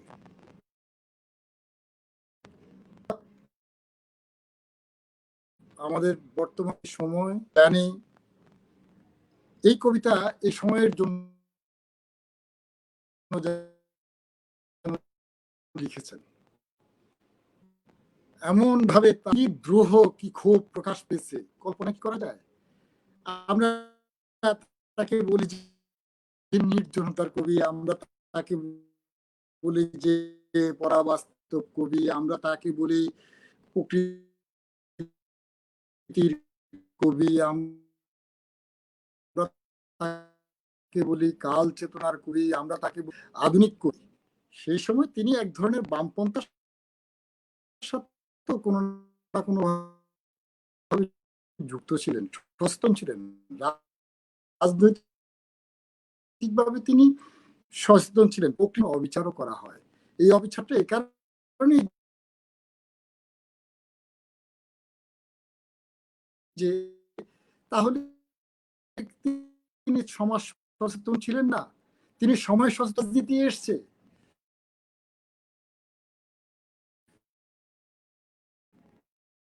প্রচন্ড ভাবে এসছে, কিন্তু সেই রাজনীতি কখনোই সময় পুড়িয়ে গেল মহাকালের জন্য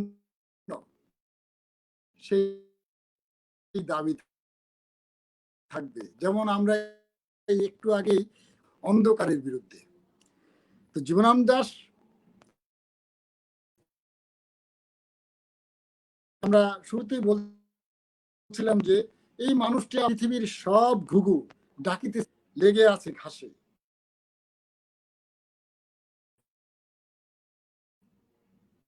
তখন এই পৃথিবীর পুরুষটাকেই তিনি বলছেন যেন এই এই হিজল মানি হচ্ছে বাংলার প্রতিনিধিত্ব করতেছে।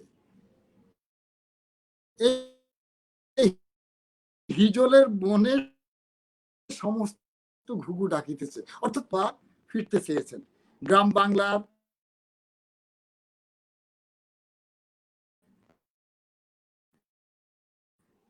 যেসব দৃশ্য প্রতিদিন আমরা দেখতে পাই, সেই গ্রামীণ নিঃস্বর্গের বিস্তার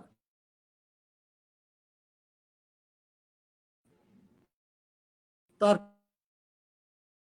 কবিতায় আমরা দেখতে পাই। শব্দচিত্রে, চিত্রকল্পে, অপার মমতায় তিনি তার বুনন বপন করেছেন।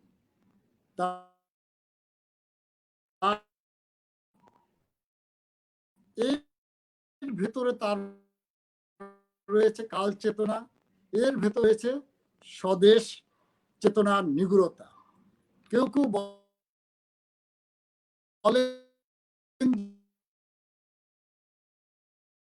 যে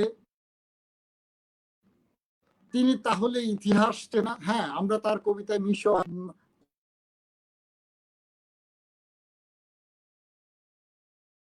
ইতিহাসের যে জায়গাগুলো, বুদ্ধের কথা বলছেন, পাশাপাশি তার সময়ের যে জ্ঞান ও তাত্ত্বিক যে মানুষ, তাদের উপস্থাপন তার কবিতায়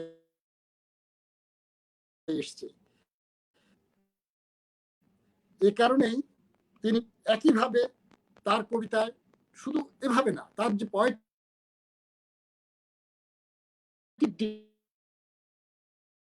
আমরা বারবারই বলছি তিনি একদম সম্পূর্ণ আলাদা প্রকরণের জন্য। যেমন প্রাদরীর চাঁদ মরিয়া গিয়াছে নদীর ছড়ায়, অথবা পাখির নীলের মতো চোখ, মোরগ ফুলের মতো লাল আগুন, উটের গ্রীবার মতো নিস্তব্ধতা, প্রতিটি চিত্র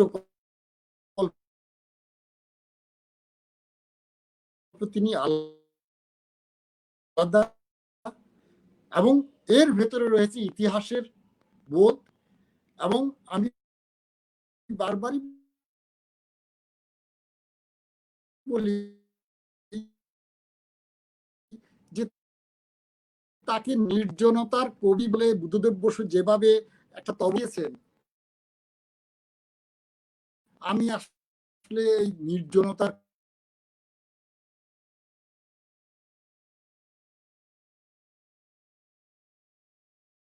কবি এর সাথে একমত নই।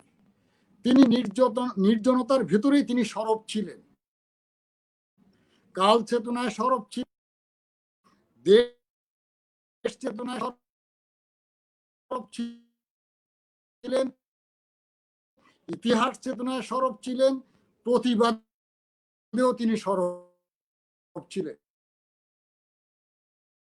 সেই প্রতিবাদের ভাষা চিৎকার নয়, উচ্চকণ্ঠ নয়, সেই প্রতিবাদের ভাষা অত্যন্ত জোরালো এবং নীরব কণ্ঠেই জোরালো প্রতিবাদ করা যায়। সবসময় যে উচ্চকণ্ঠে প্রতিবাদ হয় এমনটা নয়, তার প্রমাণ হচ্ছে জীবনানন্দ দাশ প্রতিবাদ অনেক বেশি জোরালো। আমরা পাই বোধ কবিতা, তার প্রমাণ আমরা 8 বছর আগের একদিন, অনেক কবিতার ভেতরে এসবের প্রমাণ লুকিয়ে আছে। যে কারণেই দাস শুধু উচ্চারিত নয়, তিনি বহুল পঠিত এবং আগামী দিনেও তার পাঠ অব্যাহত থাকবে। আমরা তার পাঠে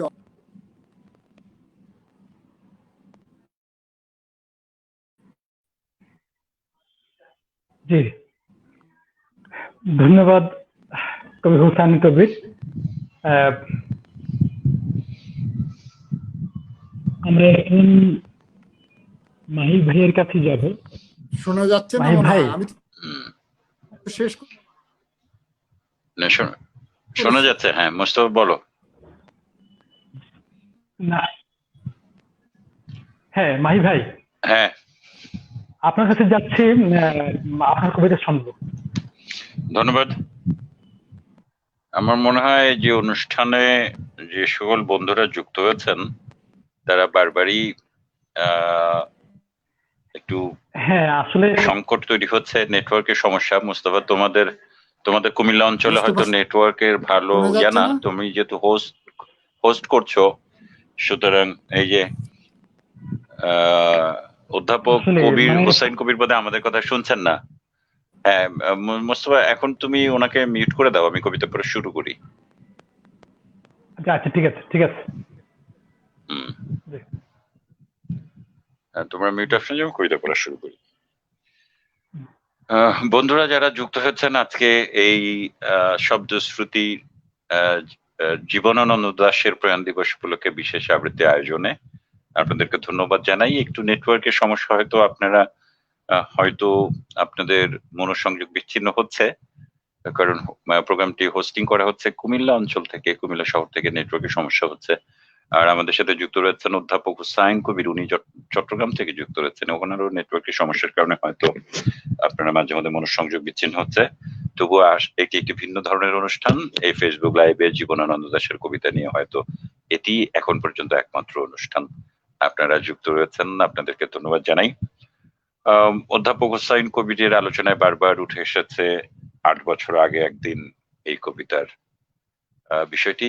যে পর্যায়ে উপস্থাপন করছি জীবনানন্দ দাশের একটি বিখ্যাত কবিতা,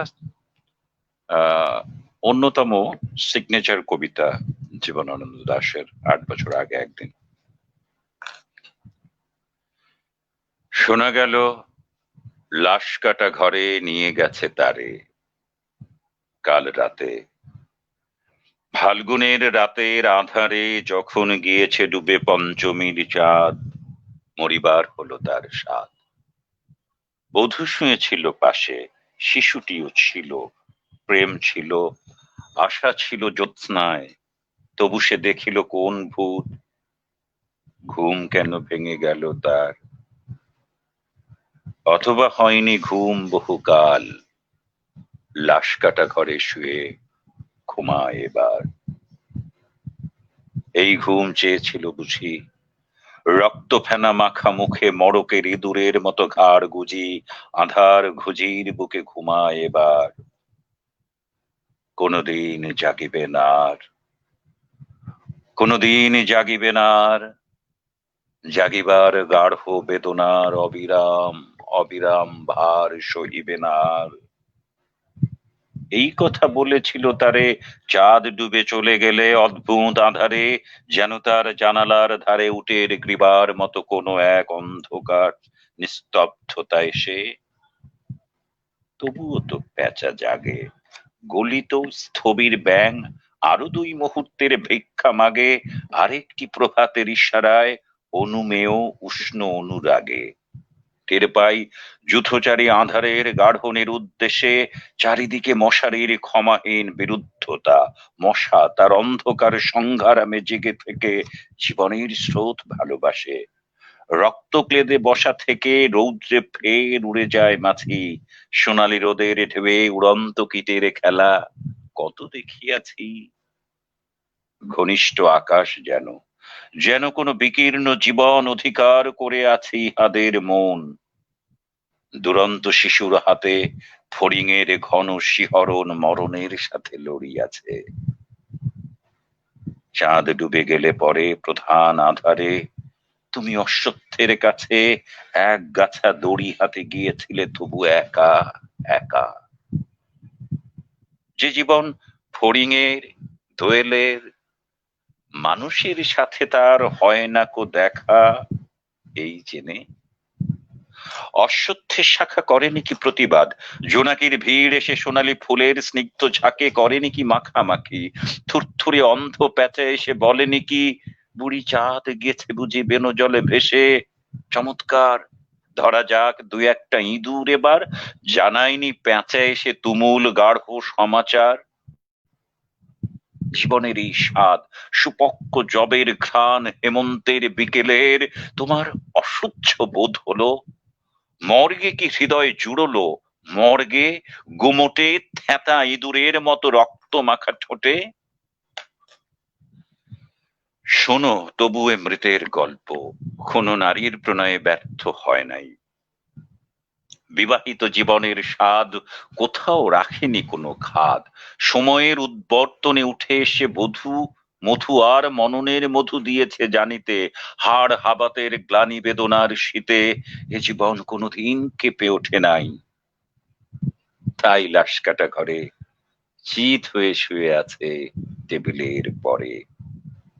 জানি, তবু জানি নারীর হৃদয় প্রেম শিশু গৃহ নয় সবখানি, অর্থ নয় কীর্তি নয় সচ্ছলতা নয়, আরো এক বিপন্ন বিস্ময় আমাদের অন্তর্গত রক্তের ভেতরে খেলা করে, আমাদের ক্লান্ত করে, ক্লান্ত ক্লান্ত করে। লাশ কাটা ঘরে সেই ক্লান্তি নাই, তাই লাশ কাটা ঘরে চিত হয়ে শুয়ে আছে টেবিলের পরে। তবু রোজ রাতে আমি চেয়ে দেখি, হাহা থুরথুরে অন্ধ পেঁচা অশ্বত্থের ডালে এসে বসে, চোখ পাল্টায় কয় বুড়ি চাঁদ গেছে বুঝি বেনো জলে ভেসে। চমৎকার, ধরা যাক 2-1টা ইঁদুর এবার। হে প্রগাঢ় পিতামহী, আজও চমৎকার, আমিও তোমার মতো বুড়ো হব। বুড়ি চাঁদটারে আমি করে দেব কালী দহে বেনো জলে পার। আমরা দুজনে মিলে শূন্য করে চলে যাব জীবনের প্রচুর ভাড়ার।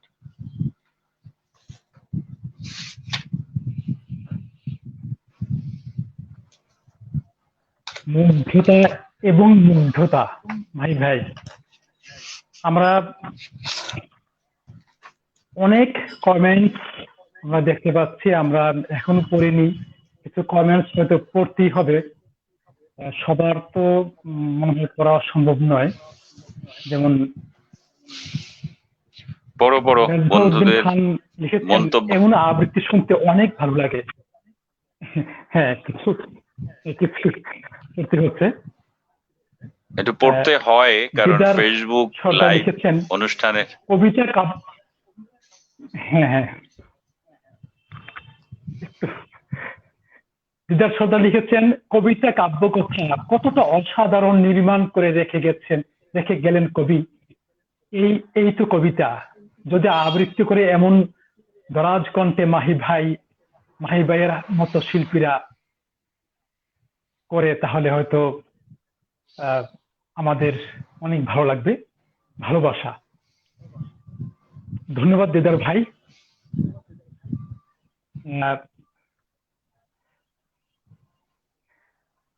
কুমিল্লা কবিতা বৃত্তের সভাপতি সুলতানা পারভিন দীপালি লিখেছে, মাহি ভাইকে মুগ্ধ হয়ে শুনছি, ভালো লাগছে খুব। ঠিক আছে দীপালি, আপনি আমাদের সাথেই থাকুন।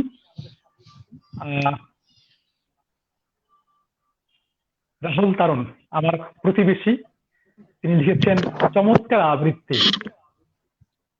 হ্যাঁ তারুণ ভাই, আপনি আমাদের সাথেই থাকুন।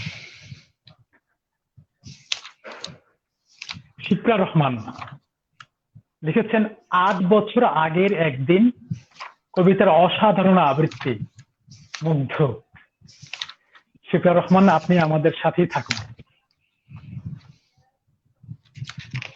জেরিন সিথি লিখেছে, জীবনের সাথে জীবনানন্দকে জড়িত করা যায়, এভাবেই সে প্রকৃতি থেকে বর্তমান এই সব গুণীরা, প্রিয়রা, আনন্দরা। ধন্যবাদ জেরিন সিথি, তুমিও আমাদের সাথে থাকো। প্লাবন ইমদাদ, একজন কবি, আমাদের প্রিয়জন, তিনি লিখেছেন, ভালোবাসা প্রিয় মানুষ। অনেক ধন্যবাদ প্লাবন ইমদাদ আপনাকেও, আপনি আমাদের সাথেই থাকুন। প্রিয় সুধী, আমরা এতক্ষণ মুগ্ধতা শুনছিলাম আবৃত্তি। আমাদের শব্দশ্রুতির সাইফুল ইসলাম লিখেছে, মুগ্ধতা সুমন ভাই। সে আরো অনেক কমেন্টস করেছে মাহি ভাইকে নিয়েও। ধন্যবাদ সাইফুল, তুমি আমাদের সাথেই থাকো। প্রিয় সুধী, আমরা এখন চলে যাচ্ছি আবারও মাহি ভাইয়ের কাছে। মাঝে মাঝে মাহি ভাই যদি বলেন, হয়তো বা আমিও আপনাকে একটু বিরতি দেওয়ার চেষ্টা করব। কোনো সমস্যা নেই রোমান, এখন আপনাকে শুনুন। কোনো সমস্যা নেই। রোমান্টিক কবিতা একদমই পড়া হয়নি। আমরা জীবনানন্দ দাশের বিভিন্ন বোধের কবিতা, বিভিন্ন চিন্তাধারার কবিতা এতক্ষণ উপস্থাপন করেছি। এবার 2-1টি পরপর রোমান্টিক কবিতা শোনানোর দিকে যাই, আর শেষ করব অবশ্যই একটু পরে রূপসী বাংলার কবিতা দিয়ে। পড়ছি লোকেন বোসের জার্নাল। সুজাতাকে ভালোবাসতাম আমি, এখনো কি ভালোবাসি, সেটা অবসরে ভাববার কথা। অবসর তবু নেই, তবু একদিন হেমন্ত এলে অবকাশ পাওয়া যাবে। এখন শেলফে চারবাক, ফ্রয়েড, প্লেটো, পাভলভ ভাবে সুজাতাকে আমি ভালোবাসি কিনা। পুরনো চিঠির ফাইল কিছু আছে, সুজাতা লিখেছে আমার কাছে 12, 13, 20 বছর আগের সেসব কথা। ফাইল নাড়া কি যে মিশি কেরানির কাজ, নাড়ব না আমি, নেড়ে আর কিসে লাভ। মনে হয় যেন অমিতা সেনের সাথে সুবলের ভাব, সুবলেরই শুধু। অবশ্য আমি তাকে, মানে এই অমিতা বলছি যাকে, কিন্তু কথাটা থাক। কিন্তু তবুও আজকে হৃদয় পথিক নয় তো আর। নারী যদি মৃগতৃষ্ণার মতো, তবে এখন কি করে মন কারাভান হবে। প্রৌঢ় হৃদয় তুমি, সেই সব মৃগতৃষ্ণিকা তালে ঈষৎ শিমুমে হয়তো কখনো বৈতাল মরুভূমি। হৃদয় তুমি। তারপর তুমি নিজের ভেতরে ফিরে এসে তবু চুপে মরীচিকা জয় করেছ বিনয়ী যে ভীষণ নাম রূপে, সেখানে বালির সৎ নীরবতা থুথু। প্রেম নয়, তবু প্রেমেরই মতন শুধু। অমিতা সেনকে সুবল কি ভালোবাসে? অমিতা নিজে কি তাকে? অবসর মতো কথা ভাবা যাবে, ঢের অবসর চাই। দূর ব্রহ্মাণ্ডকে তিলে টেনে এনে সমাহিত হওয়া চাই। এখনই টেনিসে যেতে হবে, তবু ফিরে এসে রাতে ক্লাবে কখন সময় হবে? হেমন্তে ঘাসে নীল ফুল ফোটে, হৃদয়ে কেন যে কাঁপে। ভালোবাসতাম স্মৃতি অঙ্গার পাপে, তর্কিত কেন রয়েছে বর্তমান। সেও কি আমায়, সুজাতা আমায় ভালোবেসে ফেলেছিল, আজও ভালোবাসে নাকি? ইলেকট্রনেরা নিজ দোষ গুণে বলয়িত হয়ে রবে, কোন অন্তিম খালিত আকাশে এর উত্তর হবে। সুজাতা এখন ভুবনেশ্বরে, অমিতা কি মিহিজামে। বহুদিন থেকে ঠিকানা না জেনে ভালোই হয়েছে সব। ঘাসের ভিতরে নীল সাদা ফুল ফোটে হেমন্ত রাগে। সময়ের এই স্থির একদিক, তবু স্থিরতর নয়।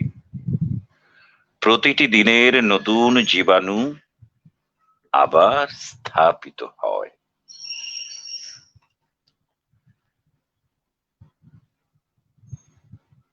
ধন্যবাদ। হ্যাঁ মোস্তফা, তোমার একটি আবৃত্তি আমরা শুনি, বন্ধুরাও শুনুক তোমার একটি আবৃত্তি। ধন্যবাদ।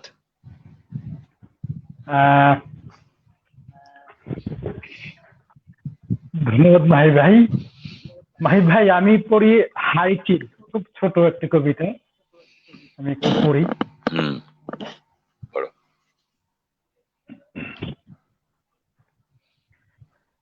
হাইচিল, সোনালি ডানার চিল, এই ভিজে মেঘের দুপুরে তুমি আর কেঁদো না গো উড়ে উড়ে। ধানসিঁড়ি নদীটির পাশে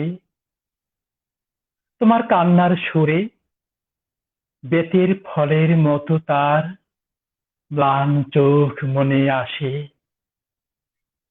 পৃথিবীর রাঙ্গা রাজকন্যাদের মতো সে যে চলে গেছে রূপ নিয়ে দূরে। আবার তাহারে কেন ডেকে আনো? কে হায় হৃদয় খুঁড়ে বেদনা জাগাতে ভালোবাসে। হায় চিল, সোনালি ডানার চিল, এই ভিজে মেঘের দুপুরে তুমি ধানসিঁড়ি নদীটির পাশে। মাহি ভাই, আমি বললাম মাহি ভাই, মানে আমাদের সাথে আছেন কবি হুসাইন কবির। তো কবি হুসাইন কবির ব্যাপারে আপনাকে একটি কথা হয়তো বলাই হয়নি। তিনি কিন্তু আমার মানে বড় ভাই, কবি হুসাইন কবির। আচ্ছা আচ্ছা, আমার বড় ভাই। তো আমাদের মানে কবি হুসাইন কবির এর মা এবং আমার মা, তারা আপন বোন, একেবারে আপন বোন। তো আচ্ছা এইভাবে আমরা আচ্ছা, খালাতো ভাই আর কি, তোমার খালাতো ভাই। ভালোই হলো তোমাদের অনুষ্ঠান। তো আমরা অনুষ্ঠানের শেষ প্রান্তের কবিতাগুলো, অনুষ্ঠানের শেষ প্রান্তে কবিতাগুলো একটু সাজিয়ে নিই, যাতে বন্ধুদের যদি কোনো অনুরোধ পছন্দের কবিতা থাকে সেটি মিলিয়ে নেওয়া যাবে। ধরো বনলতা সেন আর আমি যদি হতাম, এই দুটো পড়া যেতে পারে। আর শেষ করব আবার আসিব ফিরে, এই তিনটি কবিতা পড়বো আর আজকের অনুষ্ঠানে। তারপরে তুমি অনুষ্ঠান শেষের দিকে যাবে। অধ্যাপক হুসাইন কবির, আপনাকে ধন্যবাদ আমাদের সাথে যুক্ত থেকে কবিতা বিশ্লেষণ করেছেন কিছুটা। জীবনানন্দ দাশের কবিতার ভক্ত যারা, তারা একটু ভিন্ন মাত্রা যুক্ত হয়েছে তাদের কাছে। ধন্যবাদ মুস্তাফা।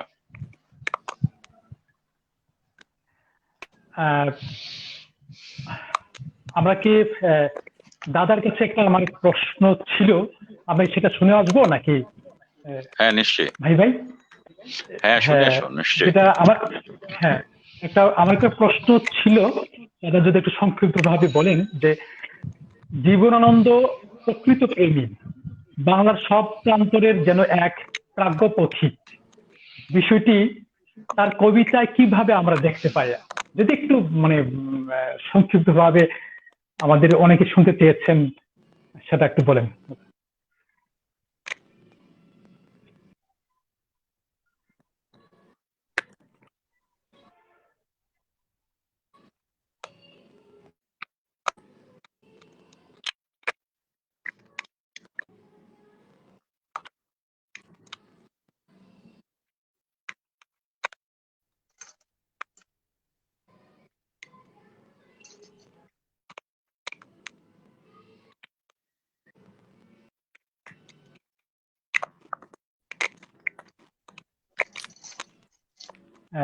শুনতে শোনা পাচ্ছি না যাচ্ছে আমরা। না।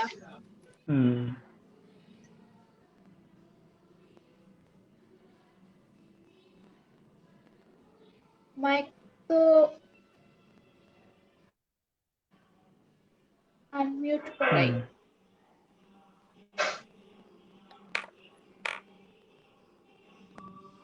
দাদা শোনা যাচ্ছে না।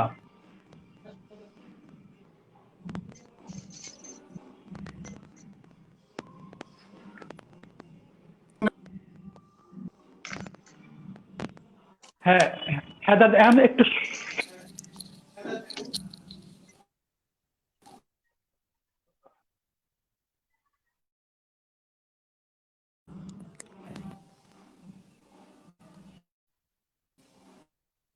আমরা মনে হয় শুনতে পাচ্ছি না। তাহলে আমরা কি আবার মাহিবের কাছে কবিতা শুনে আসবো? শোনা দাদা যাচ্ছে? হ্যাঁ এখন শোনা যাচ্ছে, এখন শোনা যাচ্ছে।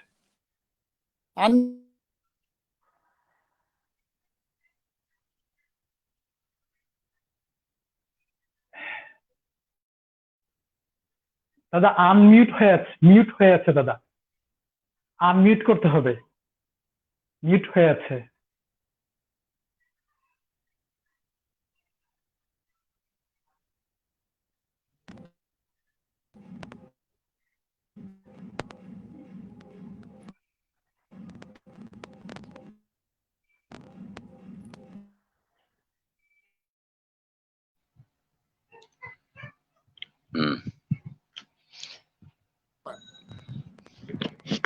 বুঝতেছি না। দাদা আমরা তাহলে একটা কবিতা শুনে আসি। আমরা একটা কবিতা শুনে আসি তাহলে। এখন শোনা যাচ্ছে? হ্যাঁ শোনা যাচ্ছে। হ্যাঁ ঠিক আছে। আর ডিস্টার্ব হচ্ছে, নেটওয়ার্ক খুব জি জি জি ডিস্টার্ব করতেছে, সরি। মানে এত ডিস্টার্ব হ্যাঁ এটা একটু বিড়ম্বনা। আচ্ছা তাহলে না মাহি ভাই কবিতা পড়বেন।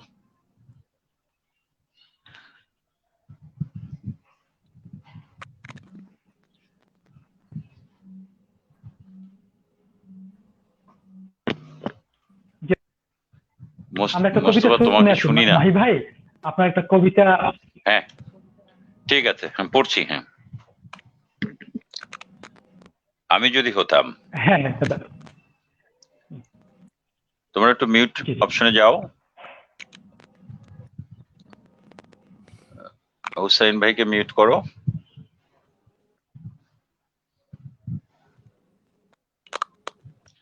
হুসাইন ভাইয়ের মাইক্রোফোনটা মিউট করো মুস্তাফা। হ্যাঁ পড়ছি আমি যদি হতাম।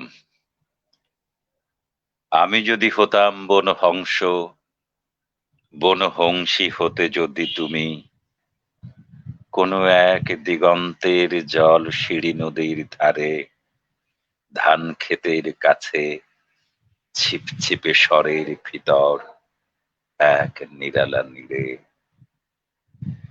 তাহলে আজ এই ফাল্গুনের রাতে ঝাউয়ের শাখার পেছনে চাঁদ উঠতে দেখে আমরা নিম্ন ভূমির জলের গন্ধ ছেড়ে আকাশের রূপালী শস্যের ভিতর গা ভাসিয়ে দিতাম।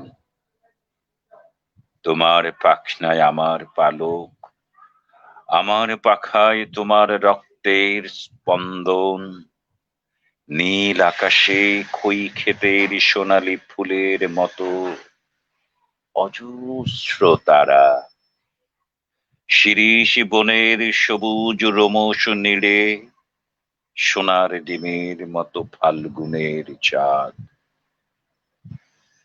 হয়তো গুলির শব্দ, আমাদের তির্যক গতিস্রোত, আমাদের পাখায় পিষ্টনের উল্লাস, আমাদের কণ্ঠে উত্তর হাওয়ার গান।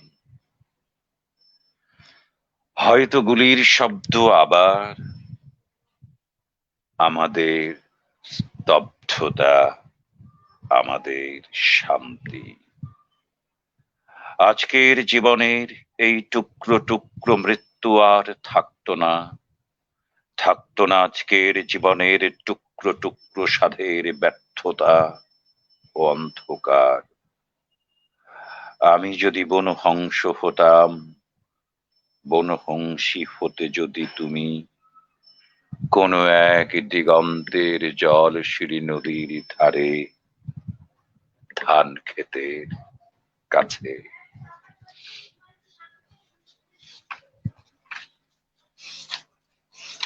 মাহি ভাই, হুম, জীবনানন্দের বলো কবিতা, মোস্তফা। জীবনানন্দের কবিতা মানেই এক অন্যরকম শান্তি, যা আমরা পাই, বোধ করি ঠিক সেইভাবেই কবিতাগুলি। এখন আপনি ছাড়া আমরা আর কেউ কবিতা পড়বো না। আচ্ছা, আমরা তো অনুষ্ঠানের শেষ প্রান্তে, আর মাত্র হ্যাঁ, দুটো শেষ কবিতা প্রান্তে। পড়বো, বনলতা সেন পড়বো আর জি, বিদায় নিব। ধরো আবার আসিব ফিরে, এটা পড়তে পড়তে বিদায় নিব। তাহলে এবার জি, বনলতা সেন না? জি, জি, জি, বনলতা আমার সেন। মনে হয় যে বাংলা ভাষাভাষীদের মধ্যে সবচেয়ে প্রিয় কবিতা, সবচেয়ে বহুল সবচেয়ে বেশি সংখ্যক মানুষের প্রিয় কবিতা বনলতা সেন, কোনো সন্দেহ নেই।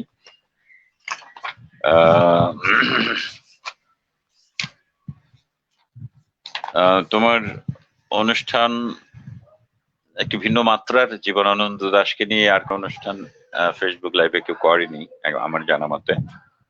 তো তোমাকে ধন্যবাদ মোস্তফা, নওশীনকে ধন্যবাদ উপস্থাপনার জন্য। পড়ছি বনলতা সেন।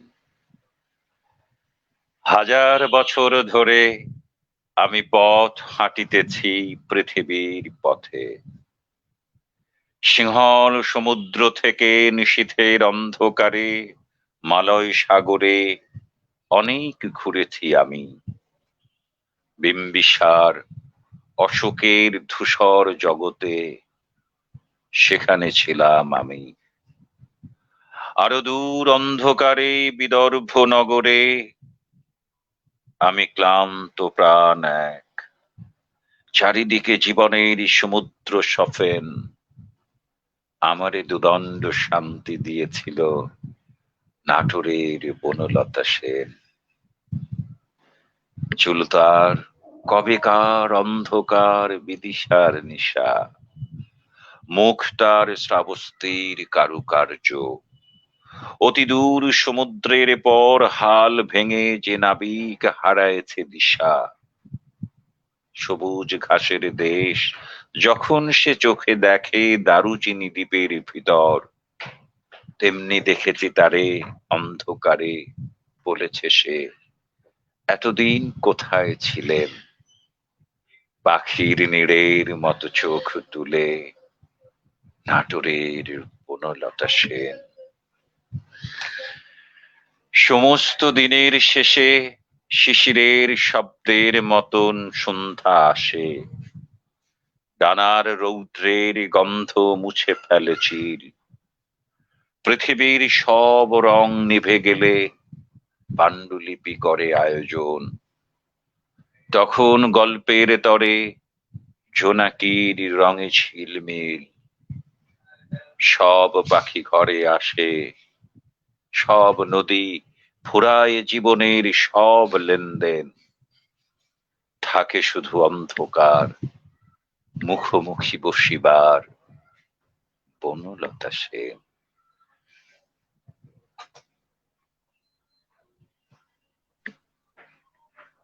চমৎকার, চমৎকার। এই কবিতা এতটাই বিখ্যাত যে আসলে যতই শুনি কিন্তু কবিতার যে মানে ভালো লাগার যে দিকটা, এটা আরো ভালো লাগে শুনতে। কবিতার অনন্য এক মাত্রা যোগ করে।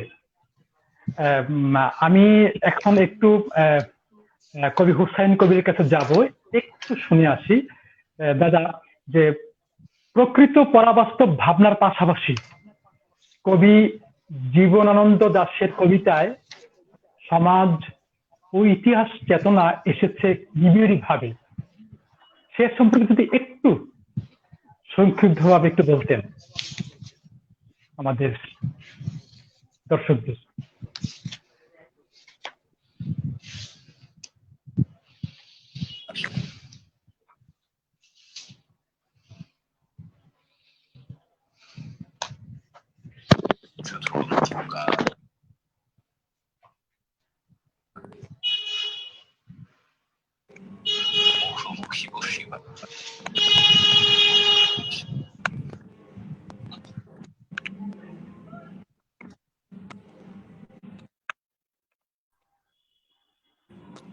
দাদা শুনতে পাচ্ছি না। তাহলে দাদা আমরা কবিতা শুনে আসি।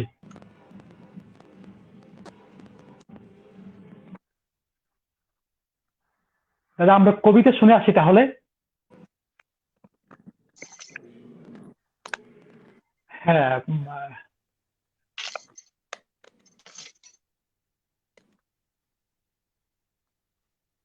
না দাদা শোনা যাচ্ছে না। আমরা তাহলে দাদা একটা কবিতা। আচ্ছা জেঠু, আপনি লিভ নিয়ে আবার যুক্ত হলে বোধহয় ঠিক হয়ে যেত। হ্যাঁ,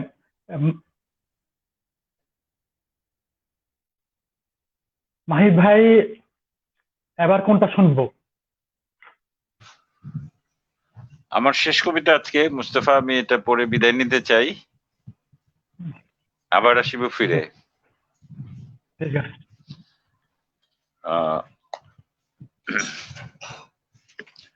আমি তার আগে আমাদের অনুষ্ঠানে যারা যুক্ত হয়েছেন তাদের কাছ থেকেও বিদায় নিয়ে নিই। বন্ধুরা, আপনারা যারা ফেসবুক লাইভে যুক্ত হয়ে শব্দশ্রুতি আয়োজিত এই অনুষ্ঠান জীবনানন্দ দাশের কবিতা শুনলেন এতক্ষণ, এবং কবিতার আলোচনা, আপনাদের সবাইকে অনেক অনেক ধন্যবাদ এবং অভিবাদন জানাচ্ছি। মুস্তাফা এবং নওশিনকেও ধন্যবাদ। শব্দশ্রুতি কুমিল্লার সকল বন্ধুদেরকে শুভেচ্ছা জানাচ্ছি। প্রায় 2 ঘন্টা হয়ে গেল অনুষ্ঠান, 2 ঘন্টার মতো। আমি আজকের অনুষ্ঠানে সবশেষ কবিতা পড়ছি রূপসী বাংলা থেকে, আবার আসিব ফিরে।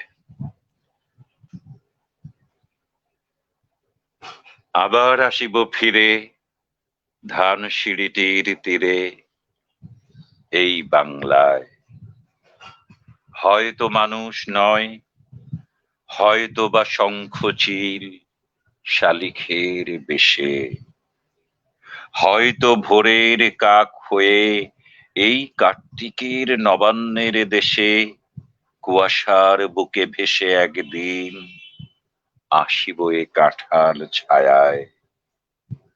হয়তো বা হাঁস হব কিশোরীর ঘুঙুর রহিবে লাল পায়, সারাদিন কেটে যাবে কলমির গন্ধ ভরা জলে ভেসে ভেসে। আবার আসিব আমি বাংলার নদী মাঠ ক্ষেত ভালোবেসে, জলাঙ্গির ঢেউয়ে ভেজা বাংলার এ সবুজ করুণ ডাঙায়।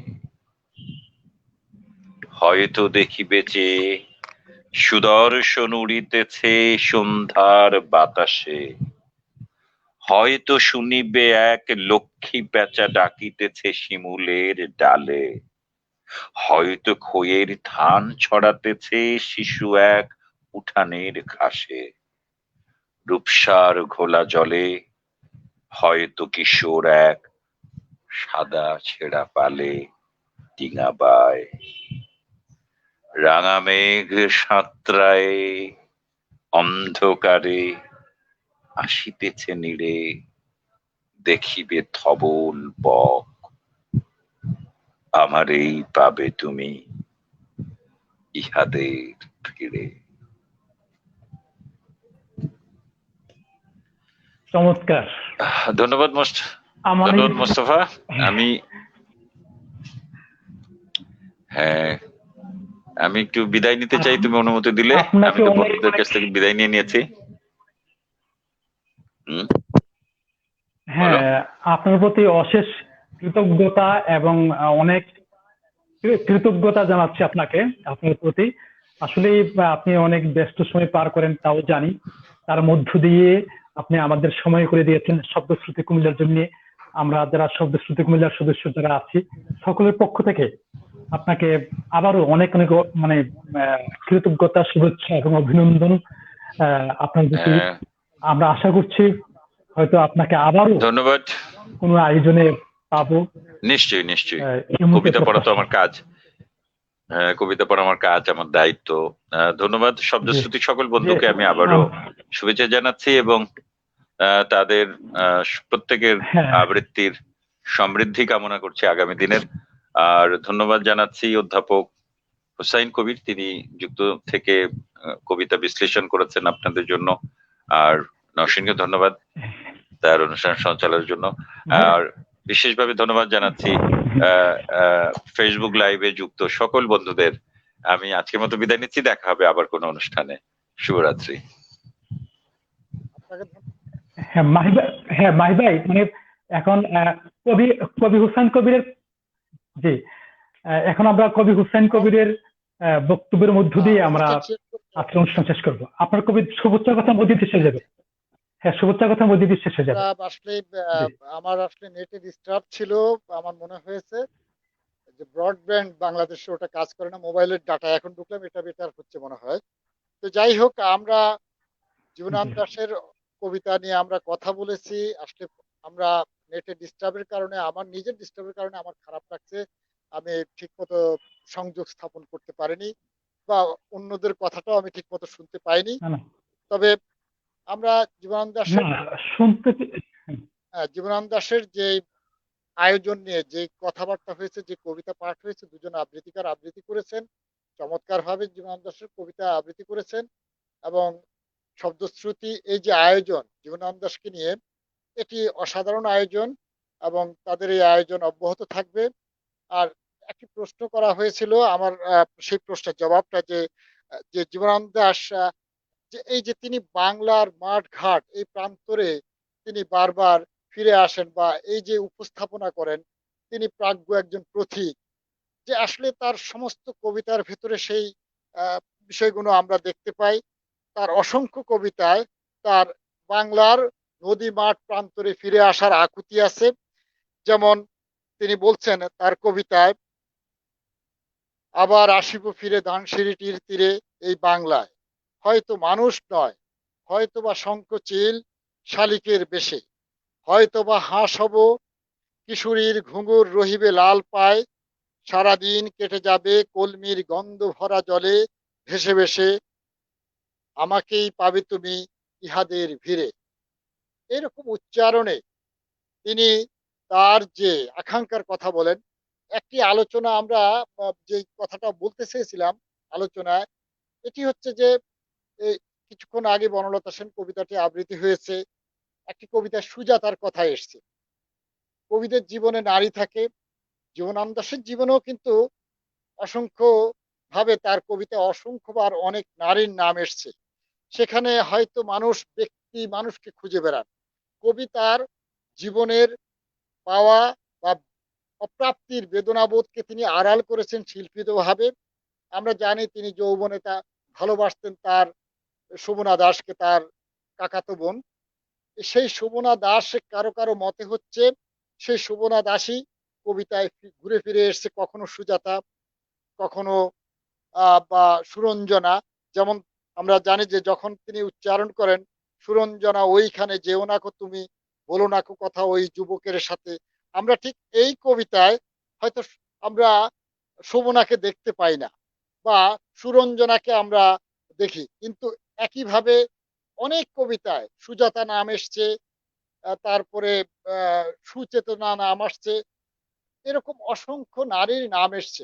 সেই নামগুলো কারো কারো জীবনানন্দ দাশ গবেষকদের মতে তার প্রাপ্তি অপ্রাপ্তি, তার ব্যর্থ প্রেমের বিষয়গুলো আছে। আবার তার স্ত্রী লাবণ্য, তাকে যেভাবে পেতে চেয়েছেন সেভাবে তিনি কতটা পেয়েছেন, সেই অপ্রাপ্তিবোধ থেকেও তার কবিতায় নানা স্থানে নারীর অবয়ব এসছে। সেটি কিন্তু ব্যক্তি শোভনা বা ব্যক্তি লাবণ্য আসেনি, সেখানে এসছে কবিতার স্বার্থে শিল্পিতভাবে। তাই জীবনানন্দ দাশের যে পরাবাস্তব ভাবনার ভেতর দিয়ে আমরা বলি তিনি কাল চেতনা, সময় চেতনা, দ্রোহ, ক্ষোভ সবকিছু তিনি পরাবাস্তব ভাবনার মধ্য দিয়ে উপস্থাপন করেছেন, এবং সেটি কখনো কখনো জীবন্ত হয়েছে। তার সময়ে তাকে যতটা বোঝা যায়নি, কিন্তু যতই দিন যাচ্ছে জীবনানন্দ দাশ আমাদের কাছে আরো পরিস্ফুট হচ্ছে, আরো তিনি ধরা দিচ্ছেন, এবং তিনি তার কালের কবি নন, তিনি কাল উত্তীর্ণ কবি। এবং আপনারা যারা কষ্ট স্বীকার করে এই আয়োজন দেখেছেন, শুনেছেন, তাদের সবাইকে ধন্যবাদ জানাই, এবং সরস শব্দশ্রুতিকে আবারও ধন্যবাদ জ্ঞাপন করে আমি আমার বক্তব্য শেষ করছি। অনেক কৃতজ্ঞতা কবি হুসাইন কবিরের প্রতি। আমরা এতক্ষণ কথা শুনলাম, এবং কবি হুসাইন কবিরের এই বক্তব্যের মধ্য দিয়েই আমরা আজকের অনুষ্ঠানটি শেষ করছি। প্রিয় সুধী, শুভ সন্ধ্যা। সবাই ভালো থাকবেন, সুস্থ থাকবেন, এই কামনা করছি। ধন্যবাদ সবাইকে।